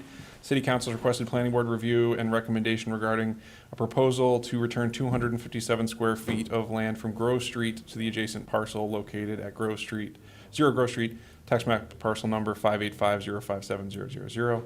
I think I could almost do this one at this point. I think I've seen the site twice and Go for it. sat through 2 of them, but you go for it. Thank you very much. I'll let you go. Yeah. Thank you, Mr. Chair. Don Lucia, Public Works Director. This evening, we are talking about an amendment to the Grove Street layout. So I'm going to give you a very, very quick down and dirty summary of how we got here. 2014, the city was in the midst of redeveloping railroad land, what was known as railroad land. And as part of that, there was a proposal on the table to build an event space, some sort of stadium event, venue of some sort in that railroad land development to the north of Grove Street. Because of the traffic anticipated as a result of that venue, it was decided that a second northbound lane was needed at the Grove Street approach to the Water Street, Grove Street Community Way intersection. So as you see it today, there's a left turn lane and a straight right turn lane on northbound traffic heading into Water Street. Fast forward a few years, back in that time frame, 2014, the city actually acquired 430 square feet from the owner of this property at that time in order to accommodate the roadway widening in that extra lane. That intersection widening was completed. It was built at that time. Fast forward now, a few years later, the city actually acquired the property that we had previously taken a strip from. So we owned that property for a period of time. But as we continue into present day, the venue obviously never came to be. Railroad land is fairly well developed at this point, and we don't see any proposals for the venue like that coming about. So we took a look at traffic conditions today, and really what we noticed is that the 2 lanes for northbound traffic are not warranted based on today's traffic volumes. At the same time, there's been numerous requests from the public to sort of simplify this intersection. That extra lane really creates some confusion about who goes first and who's got the right-of-way and who got to, nobody really likes it. It also makes this intersection across with Community Way kind of an offset intersection so that the lanes don't line up. A lot of complaints about that intersection. So it's not needed for traffic volumes. The public doesn't really like it for a usability perspective. Now, just recently, about 6 months ago, the city actually sold that parcel to a new owner, new developer. It's actually Habitat for Humanity. And they approached us and asked, hey, could we release some of that land back to its property? We think it could make the difference between, for example, a single-family home on the property and a duplex on the property without having to go through a variance process. So we thought, here's an opportunity where we can cut some red tape and make it easier to add more housing units to a property that would be well-served. We are not proposing to release all of the 430 square feet that was acquired, so hopefully you can see the colors from this distance, but the brown is the area that is proposed to be released. The yellow area in the corner is going to be retained by the city, and the reason for that is the actual construction on Water Street, the curvature of the roadway, sidewalks were actually built in its radius area. Before it was just an acute angle where the roadways met. So we do want to retain that curvature for public infrastructure. We're also going to be retaining an easement for the hydrant that would be remaining on the released property. But all the other public infrastructure, the telephone poles, the curbing, everything else would be right at the property line or within the right-of-way, so we're comfortable with releasing that. And with that, I'd be happy to take any questions you have. Thank you. And the only one that's come up, I think, in every one of our reviews is the only other thought for the use of this was around sidewalks and the fact that in that lane, all the telephone poles are right in that line, so you couldn't really put in a sidewalk on that side without severely affecting the telephone poles. Correct. So just a call out for folks that, again, private site visit, it was great. Any questions? I think I'd just add to your comment that on the other side of the street, there's There's a sidewalk. quite a good paved concrete sidewalk. Yeah, and we did look at the sidewalks. There has been your request for sidewalks on the west side of Grove Street. As the chair mentioned, the utilities disruptions would make that very difficult. We would have to relocate all of the poles on that side, and they would have to be basically outside of the right-of-way. So that would be like acquiring private property in order to put telephone poles, not something we like to do. But more to the point, I think, is the other side of the street is already kind of where it makes sense to have the crosswalk. The crosswalk at Wheelock School is on that side of the street. It's not going to be relocated, so that's where one of the big pedestrian drivers for that neighborhood is, of course, the school, and that's really where we want the kiddos crossing anyway. Thank you. Any questions? All right. Anybody in the public want to ask a question on this one? All right. Mr. Mayor, if you don't mind with a motion. I will do the motion. I also, though, want to say I'm surprised that with the addition of this square footage, that we're able to achieve a duplex on the property. We're not designing it tonight, and those who are, I wish them the ability to do that. As our housing study indicates to us, the lack of two-family and four-family homes that have been built in the city are greatly lacking behind the demand. So I hope on a small site, as this is, it can serve as a prototype for other development in the near future. With that, I would be glad to move to recommend that the City Council approve a petition to amend the layout of Grove Street in the vicinity of Water Street. I second that. Thank you, Mr. Mayhew. Thank you, Mr. Mayhew, for the second. I have my mic off. Any questions, thoughts, concerns? All right, with that, all in favor? That's unanimous. Thank you. Mr. Chair. Have a good night. All right. So, master plan. How do we want to do this one? Do you want us to vote? Well, I Public think hearing. Do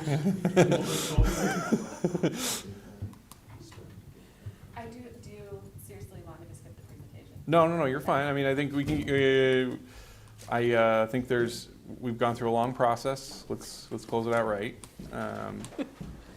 And there is, about to be one less. We scared everybody off tonight. We're losing, have a good night. We got 2 people left in the audience. You count. Yeah, I have to protest you not forcing the Public Works Director to sit through this presentation. I'm sorry. I could have. I could have made it happen. I try to limit it. I try to, figure out how we can get people home. kidding. Thank you. I'll Yes. let you go ahead. Great, thank you. And yeah, I'm very excited to finally get to this point. So this is the very last step in the master plan process. So this process started over 2 years ago with the allocation of funding for this project and starting to do the search for a consultant team and all the behind the scenes work to try and work with the mayor and the chair to compile a list of members for a steering committee. So I know you lived through a lot of that, but I just want to recognize that this has been quite a process. So tonight I am going to run through as quickly as I can, while still touching on the high points, the planning process, the community vision, which was the outcome of the first half of the process, including our pillars and goals, and the future land use map, as well as implementation and next steps. So again, the process started with City Council approving a budget for the project. The city then hired a consultant team and began working with the planning board and the mayor to form a steering committee. I do want to give a shout out here to the consultant team that was selected. So the lead consultant is Future IQ, which is a fairly small firm based out of Minnesota, but they just did phenomenal work on this project. So I'm really glad that we worked with them. And they also worked with JSNA, which is an economic development firm, and WGI, their community development and planning team, I think, within WGI. And they did a lot of the planning and GIS type support. The Project Steering Committee is another group that I just want to give a big shout out to. They really played a critical role in this project. The members are shown here, everyone except Cody Morrison, who didn't give us a picture. And so as you can see, this really included folks with a diverse array of perspectives. There's a number of city councilors and planning board members on here, but also members of the community who represent key sectors. We've got the hospital and Keene State College, large manufacturing, local, more of a small mom and pop type businesses. So a pretty good array of perspectives, housing, I should mention. And this group met pretty much monthly throughout the process. And they had a lot of input at sort of key decision points that really helped steer and guide this process to the outcome that you see today. So the first phase of the project is really focused on data gathering, gathering public input through a wide variety of means and visioning.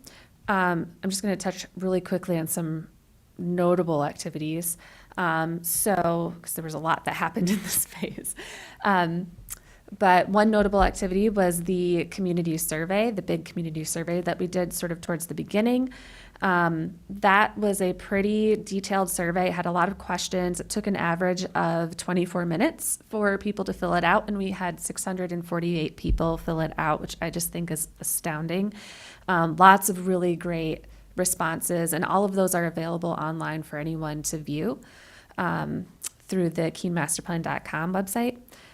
Another highlight is the think tank workshop that was held, which was a 2-day, there were 2 half days that was held in late May of 2024. We had around 50 community members participate, and they developed a framework for exploring the community's preferred future using a scenario planning process.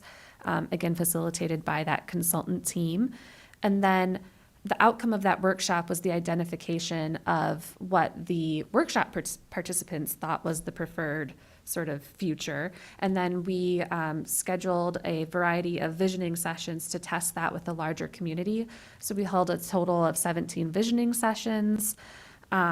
We also worked with the steering committee through a couple of workshops that were held over at Heberden Hall to identify the pillars of the plan based on that public input from the first phase.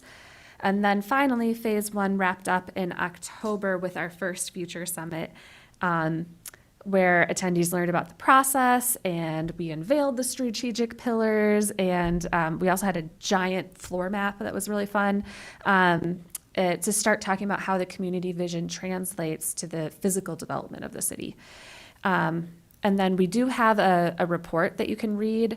There's the community snapshot report that talks about the economic and demographic trends in Keene, and there's also some neat statistics there about our livability index.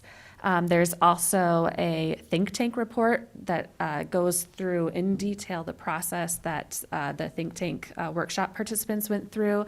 And then finally, a vision report that sort of encapsulates the whole process and ties together what the community vision was for that first phase. Okay, so now phase 2. So while the first phase was focused on really identifying and building a consensus around a shared community vision, the second phase was dedicated, now that we have this articulated vision, to actually articulate and identify the goals and action steps as well as the priorities to make that vision implementable. So to accomplish that, 6 task forces were created. So these are 6 new groups of people. Some of the people who participated were overlaps with the steering committee members, but a lot of them were new people. So I think there were something like 60 people that participated on those roughly.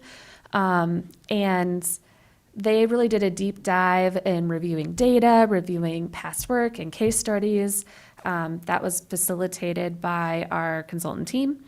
And then they worked with staff and the consultant team to develop draft goals and actions that were then brought back to the steering committee and vetted, and then eventually prioritized using a detailed prioritization survey. And for those of you that took it, thank you. That was a very long, detailed survey, but it was extremely helpful in the prioritization process at the end. And then another major part of the phase 2 was developing the future land use map. So that giant floor map that we had at that first Future Summit was sort of like part of the launching point, I would guess, for this. But the Master Plan Steering Committee really was the group that we worked with most closely to figure out that future land use map. And then finally, the draft plan, including an implementation matrix and the future land use map, were presented to the community at a second Future Summit on June 3rd. And the final version of the plan has changed a little bit since then, but the June 3rd version is substantially the same as what you have before you today. So again, I mentioned the outcome of phase 1 was really the development of a community vision. The goal with this effort was to develop a data-informed, consensus-based vision that reflects the shared values of the community. And so this graphic that's on the most right-hand side of the slide kind of helps to visually show the process. So each step is trying to narrow the focus down more to a point of consensus that the community can sort of rally behind. And then this slide sort of summarizes what that vision is. Again, the first version of this was developed during that think tank workshop where the participants identified 4 potential future scenarios, like things that could become reality. And then they explored those 4 scenarios and we asked them to pick which one they preferred. And then we tested that with a larger community. And the results of that are shown here on the slide. So that's what those little bubbles are showing. And the size of the circle corresponds to the number of people that picked that spot on the grid. But really what this is showing is that the community desires change. So the axes here are community evolution and development trajectory, and they're looking for change on both of those trajectories. So people want to see Keene grow to be a safe, welcoming, and vibrant place to live with good living options, access to nature, and high-quality jobs. And they also want the city to proactively invest in infrastructure in neighborhoods as well as housing solutions. There's a lot of discussion around neighborhoods, as I'll mention later. And then again, so throughout this whole process, and this is sort of related to the vision, we heard from residents and the steering committee that specific topic areas or themes will not specifically called out in the pillars are an essential part of what makes Keene. And so these are listed here, and I think of them as kind of the guiding principles for the plan. So while the vision tells us where we want to go, these are more about the values that are essential for us to hold on to in order to maintain Keene's distinct culture and personality.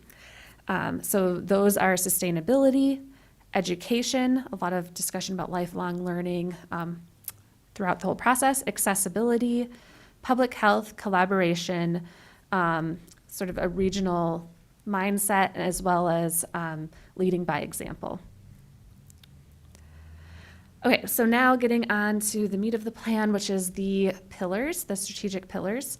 Again, these were developed by the steering committee leading up to the first Future Summit and were further defined by those strategic pillar task forces that I mentioned that met throughout January, February, and March of this year. And these are meant to provide like the structure or the framework. So each pillar, and I think I have another slide that shows this. Yep. So each pillar has a set of goals and actions associated with it. So again, we have the vision in the middle that's sort of the centering aspirational picture of what the community hopes to be or achieve. We have those connected themes that are very closely related to that vision, and then the pillars, which again provide that organizational framework for those goals and actions. So the first pillar is called livable housing, and the main objective of this pillar is to expand enticing housing options for all. The goals that were developed for this pillar include to boost infill development and redevelopment, remove barriers to housing development, promote sustainable and healthy housing standards that align with the community's character, increase the diversity of housing options and price points, and address the housing needs of all residents, current and future. And again, underneath each of these goals, there's a list of action items, which you can find in the implementation section at the end of the plan as well. The second pillar is a thriving economy with an objective to grow a dynamic economy of the future that spans local to international. The goals are to encourage and recruit businesses in targeted industries, prioritize economic sustainability and resiliency, attract and grow Keene's businesses of all scales from entrepreneurs to businesses that span internationally, strengthen Keene's position as an economic development leader, and foster an inclusive economy. The third pillar is connected mobility with an objective to build regional and local connectivity, transportation, and recreation networks. The goals for this one are to create a connected and accessible network of multimodal transportation infrastructure, prioritize vulnerable road users in infrastructure design, operations, and maintenance, expand and promote environmentally sustainable mobility options that are convenient and attractive, and expand Keene's connectivity to support economic growth. The fourth pillar is vibrant neighborhoods. I mentioned earlier that neighborhoods were a really big topic that sort of surfaced throughout this whole process. And so this really ended up being its own pillar. The objective for this one is to support vibrant community neighborhoods that reflect their unique identity. And the goals underneath this one are to support a built environment that encourages social connections and interactions. So think of like placemaking strategies. The second one is to foster community relationship building and collaboration. Number 3 is ensure safe and efficient movement around town. 4 is foster a high quality of life for all residents. And 5 is create opportunities to encourage the creation of neighborhood businesses. The next pillar is adaptable workforce, foster a future-ready, abundant, and adaptable workforce. Goals are to attract talent to grow Keens workforce, expand credential pathways and skill development opportunities, play a proactive role in de-siloing efforts, broadening partnerships, and increasing collaboration between partners that serve and support Keens workforce, meet quality of life needs and reduce workforce barriers such as housing availability, childcare, and transportation, and prioritize workforce and community health and wellness. And then last but not least is the flourishing environment pillar, champion environmental stewardship and climate action with goals to promote smart land use and development, prioritize environmental protection and sustainability, integrate green technologies and best practices in Keens built environment, expand community and infrastructure development, strengthen Keens local leadership, and collaboration to build resilience at the regional, state, and wider levels. Okay, I'm just going to pause for a second because I just felt like that was a really quick run through. Were there any questions about any of those pillars? I think most of the board's been keeping up as this process has been going through, so I think that most are somewhat up to speed, but maybe not. But any questions so far? Go ahead, Mr. Mayhew. I can see you had a question. I was just gonna There was one thing that I didn't see mentioned in there, and I'm pretty sure I recall us discussing it while we were doing this last year, but curbing the amount of corporations that are coming in and buying up housing and jacking up the prices that bar current residents from staying where they are. There's nothing.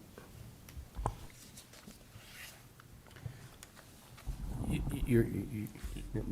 Oh, yeah, go ahead, Mr. So your question has to do with affordability of housing locally, which is a dynamic nationally and throughout our state is one of the highest cost of housing markets there is in the nation. Indeed. So this is a constraint, is what you're expressing, that a barrier to some of our potential is the cost of housing. And maybe we aren't, and your concern is, how do we recognize that in this plan? I think when you go through the details and the goals on the livable housing piece, I think through creating more, it does that, but it doesn't specifically call out what you're describing. There's sections around neighborhood groups, facilitating collaboration between Keene housing and city committees, expansion and maintenance of affordable housing in Keene by utilizing zoning and code enforcement mechanisms, a diversity of housing options from small ADUs to high-end housing. It tries to scratch at it without saying exactly what you're saying. I think it's hard to set something that specific in a plan to say no, out-of-state corporations buying up housing, but to say generally we want a variable affordability, I think is trying to get at what you're worried about.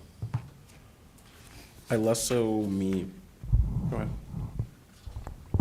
I less so mean putting that in there specifically, and more so like which is most oriented to combat that, because you can build all the housing that you can build, but like it's very finite.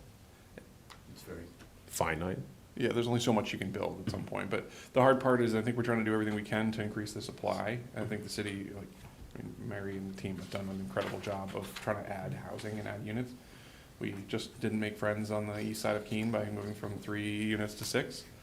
But it's things like that that'll help create enough supply that hopefully the demand won't keep outpacing it by so much. I think that's my opinion at least. Mr. Cross?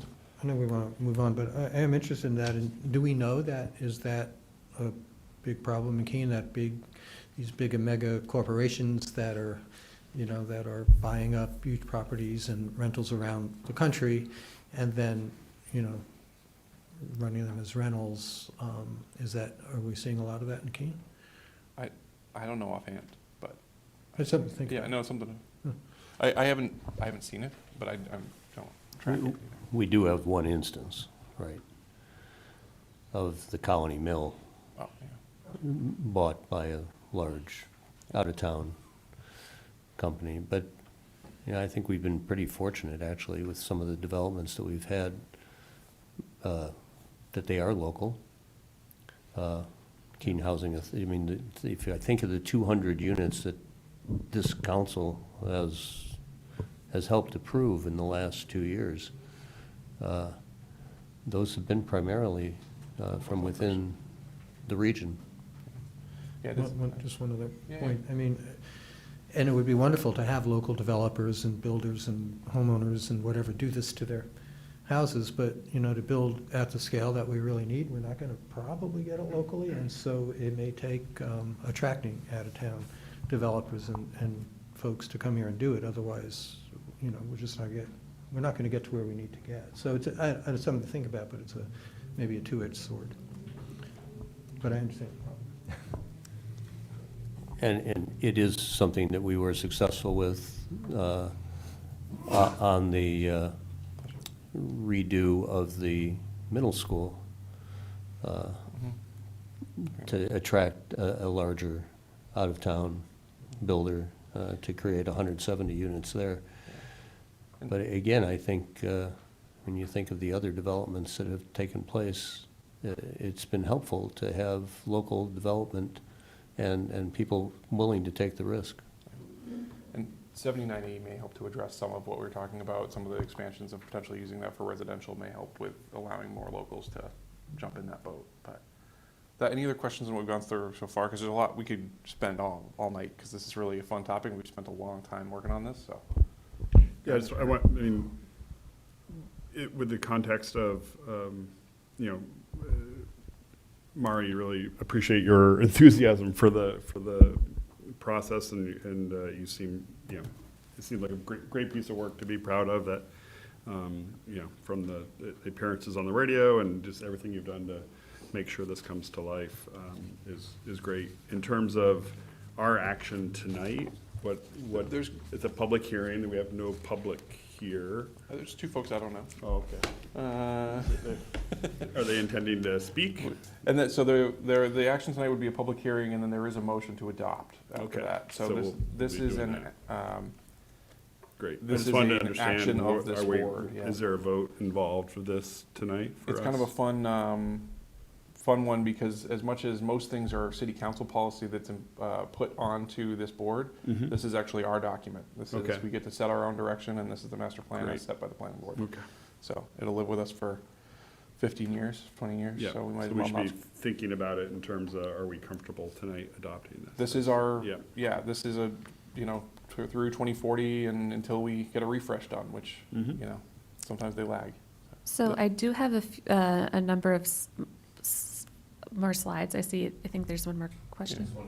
Okay, good. Thank you. Well, not to belabor this, but livable housing was the one wording that I didn't like for a long time, but, when, with this conversation going on, I take it as housing that people in this community will be living in. And so if we emphasize that part, I think we can combat and put in place protections that make sure that the houses in this community are for this community. And, it's not a document to be what we have to do. It's just to help guide us, so I think it's doing that. And as this board recognizes, most of our votes when we go to a joint committee are we consistent with the master plan? And coming up, we'll be comparing against a new document if we approve this, so it's important. Great. And So I I'm think it going is to try important to go to, through this for the rest of your slides, just because as there are folks in the public that I think are curious, and for the record, right, to have all this out, so we all know where we are. Great. Get back to you, Mary. Thank you. Yep, so switching gears from the pillars to the future land use map. So that's shown on this slide, and this is an illustration of the community's desired land use patterns given, the aspirations and goals and strategies that have been expressed throughout the planning process. So we used 7 generalized land use categories, or what we're calling character areas, to identify the desired character for existing and future areas of growth and change.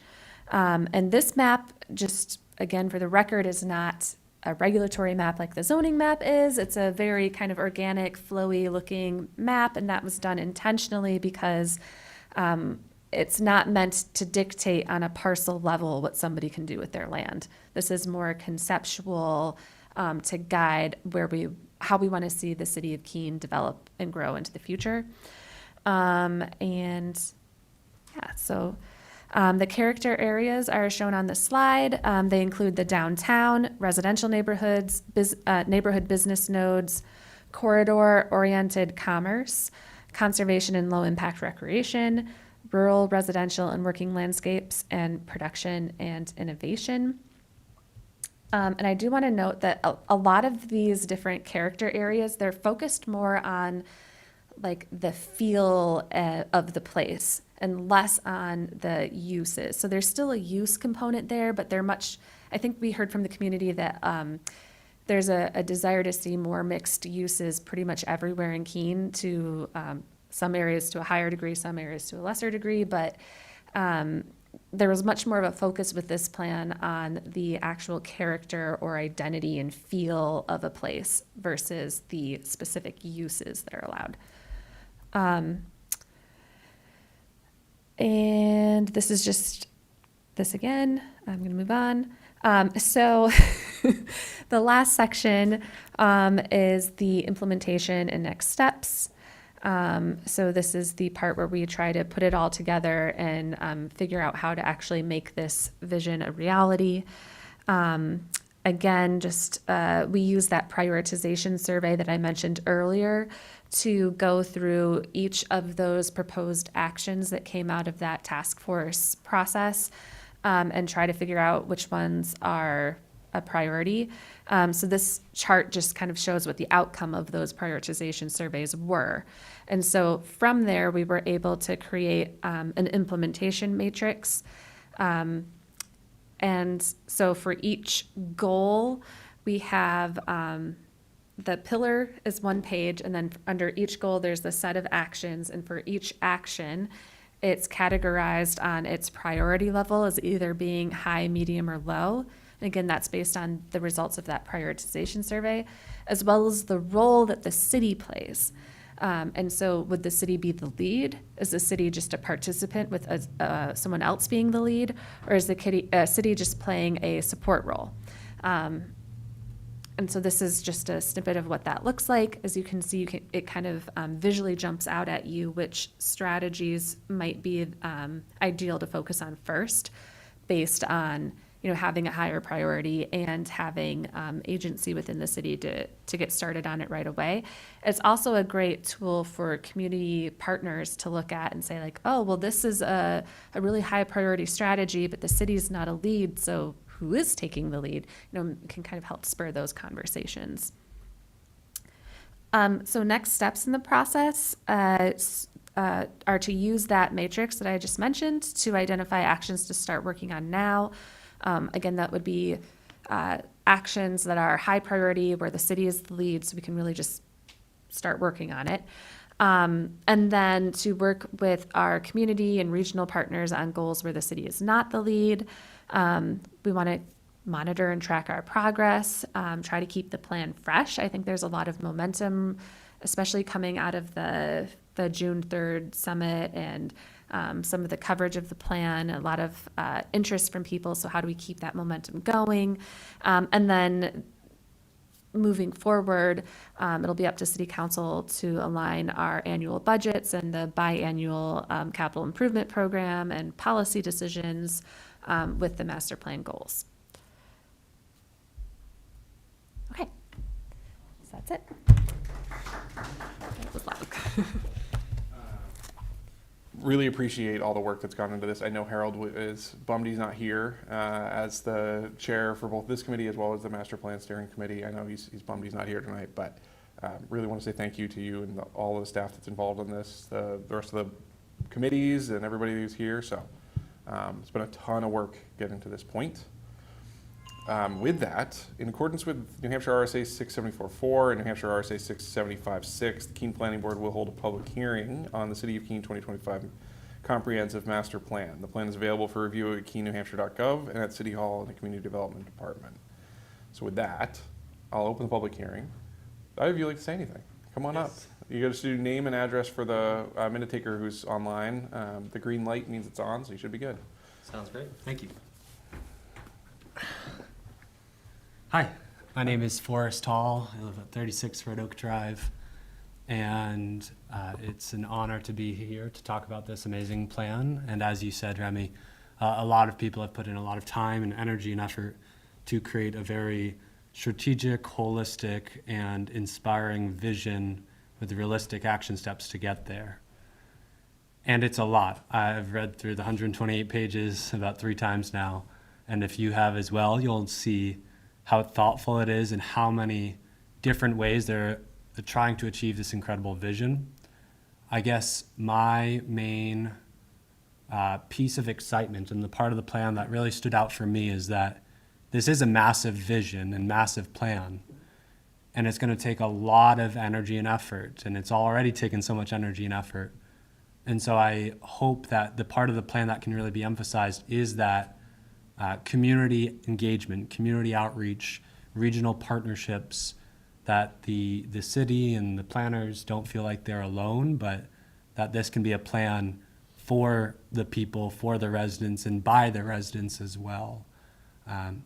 To briefly give an example, I was born here in Keene. I've lived here most of my life, but spent the last 10 years trying to find a home permanently outside of Keene. I thought that might be Western Mass, Burlington, Vermont, maybe outside the US. And it wasn't until this last year, just coincidentally while this plan was being developed, that I reflected on how Keene has really transformed a lot in the last 5 years and invested in infrastructure and community engagement and events to get closer to this vision. And as someone who has many ideas about how, as a community, we could achieve this vision, I know I'm just one of 23,000 residents that also would be excited to have ways to get involved. And so as there are opportunities for partnership building and resident engagement, I hope that the city feels excited and enthusiastic to rely on the efforts of the people here. I'm pretty sure the mayor's digging for a card right now to make sure you he gets your contact or he gives you his. So really appreciate you coming out, having done the read through, and he's going to sign you up. So you're going to get brought in for something. That's how it happens. Yeah. So really appreciate you coming out. Is there any questions? I mean, you've got the staff here. Anything you want for them, or just a excited? big thank you. Yeah, this is inspiring, and I'm very excited. Well, thank you, Forrest. Awesome. Thank you so much. All right. Do you want to add anything? You're my only other member of the public here tonight, so I really appreciate it. All right. So, awesome. Well, all right. We've got a couple, so I'll start with Mr. Hafer. I'd just like to apologize to our members of the public who I mistaken for members of the press. So, thank you for coming out tonight and sharing your thoughts on this plan. Awesome. Thank you. So I just want to say that while it was definitely a collaborative team effort, as being behind the scenes of this project, I really just can't not say how much work Mary put into this project. Without a doubt, she was an unstoppable force throughout this entire thing. From regular hours to night meetings to weekend events to coordination, collaboration, not only like inspiring, but just absolutely fantastic. The success of this project and the product that came out of this 2-year process would not be what it is without her. So, Mary, congratulations.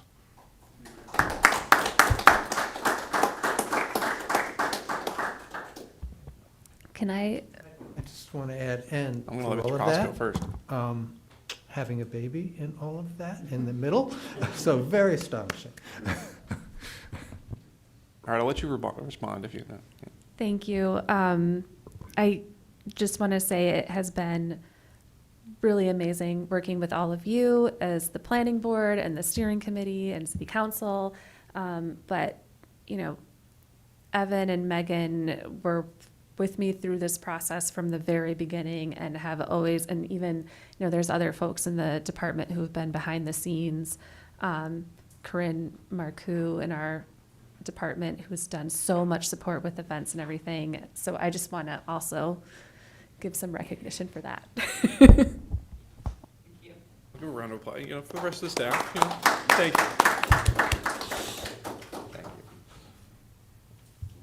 Joey. Just to continue the kumbaya, it's, as a new person on this board, it's nice to see the people that are running the city and how dedicated they seem. So, just wanted to say that. Thank you. Welcome. All right. Who wants to make the motion? It's an easy one. It is. I move to adopt the 2025 City of Keene, New Hampshire comprehensive. Can you turn on your microphone, please? Oh, yeah. That's Somebody else perfect. want to make it Without now? that, you couldn't, it wouldn't have been real. I move to adopt the 2025 City of Keene, New Hampshire Comprehensive Master Plan. I'll second that. Thank you, Mr. Mayhew. Thank you, Mr. And Mayor. just to speak, you know, very briefly, this is, I didn't call it. let's hope that this isn't, you know, a 15-year plan. That it leads to us wanting to do this more often. And it doesn't have to be necessarily at the scale that we did, but we took too long in coming to this point, and you know, the environment, COVID, lots of things get in the way. But now that we're here, let's learn from this process and carry it forward, not just as something to implement, but also something to find new ways to addressing problems that we have yet to see. Appreciate it. All right. Ready for a vote? All those in favor? It's unanimous. We got some votes in the back, too. And I'm going to pass around a paper, it's a certificate of adoption for you all to sign. It's required by state law, so we have to file it with the city clerk's office. So I'm just going to pass that around right now if you don't mind while you're here. Well, we have staff updates is the one of the last things I have on here. Right, yes, so there actually are two items, super brief. There's a correspondence in your packet that was from a couple of residents regarding an ordinance that has since been adopted, but they were expressing concerns about the proposed change to specifically the medium density district. And they did put in some suggestions, one of which was to require site plan review for projects that involve a certain number of residential units. So I wanted to share that with you, even though it was past the adoption date of the ordinance. And then the other item is for your site plan review thresholds, which I know we've kind of been talking about for a few months now. I received, I think from 5 of you, I got emails with some of your individual thoughts on the site plan review thresholds. So I think we're at the point now where we have something to bring to you. So we're proposing to set a public hearing for your October 27th meeting to discuss those site plan review thresholds. And because these are the site plan review thresholds. That suggestion. Yes, and so the adoption process is for the planning board to adopt the changes first and then send it to city council to incorporate into city code. And so we're also recommending that we discuss this at the October 14th Joint Planning Board and PLD Committee meeting. so that the planning board has the benefit of hearing some of the input from PLD before you make your decision, just because of the, They'll have to do it anyway. yeah, exactly. But that's all I have for staff updates. All right. May- Yeah, go ahead. Are you planning a presentation on when site plan review takes place today and what changes we might make to that process? Is that part of your presentation for the public hearing? Yes, that is part of it. And I think, I'm trying to remember how many months ago now that it was that we did do a presentation several months ago and went through different site plan review thresholds and asked a series of questions. And so the revisions are based on the feedback that we've received from you so far. But there's definitely opportunity for further discussion and refinement. Yeah, so that'll all be presented at the next meeting. Mr. Chairman, is that something that is worth circulating? Do you want any more feedback now that we know that we're moving forward with it? Well, if you can share what you've learned so far, what you're going to propose prior, so we can at least read them before the joint committee meeting, that'll give us some time to, so we're not trying to process it live. That would be great if there's a preview there. Yeah, I think those kind of comparison documents, It's easy to, like we've talked about previously, of Yeah. what suggested and that way we improvements. can walk in to a productive conversation on the 14th, hopefully with that group. I know it's coming up quick, but I think that'd be helpful. Anything else for staff updates? All right, then I'll let you, I can cover the rest of it. So while you're passing stuff around. So any new business the board wants to bring up? Anything anybody wants to? Okay, go ahead, all right. Thank you, Mr. Chair. I don't have anything formal for this evening, but there's a lot of things learned through the G2 application that we heard. And in particular, me reflecting back on those months that we looked at it, there were some procedural concerns that I had in the lead up to the final decision, not necessarily the final decision. But, they might seem silly, but the procedural things are things that can be questioned if there is someone that wants to disagree with our vote. So for next meeting or something, I think we should review not only the RSA and our statutory requirements, but also our procedures and maybe update them so that we can have a clean vote and not have to worry. In particular, just to give an idea, and I think at the beginning of the meeting you were kind of talking about it, but specifically saying which alternate, or if we are bringing an alternate up to vote, that we specify who they're covering, so that, it's clean if the meeting's continued or not, so. No, that's a great idea, especially on the alternate piece. I think we could use a tune-up on how we manage our alternates, because especially when we move for continued hearings, we don't have them that often, but when we do, keeping the same folks in the seats is important. And it's one where we need good attendance to be able to do that, but this group is pretty consistent that's here. But no, definitely appreciate the feedback. What I'd ask, and I think it would be helpful for staff, is if you have a couple of those suggestions of things that are good, you could, or that would be better, share those with the staff prior to the meeting so they can come up with like how to respond and how to bring that to us in a productive way, so we're not trying to like brainstorm on the floor. And I think it's one we want to be thoughtful. I don't know if that one is completely closed out.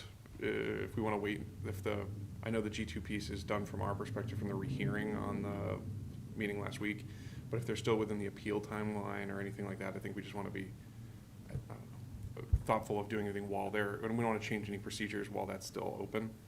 I think it's done, but I will leave that to the staff. But I think it's a great call out. So with that, anything else for new business? All right. I guess that. You're gonna make one? No, well, have we passed appeals deadlines there? So we've passed the appeal deadline for the RSA 155E. There was a 10-day appeal deadline for the planning board's decision.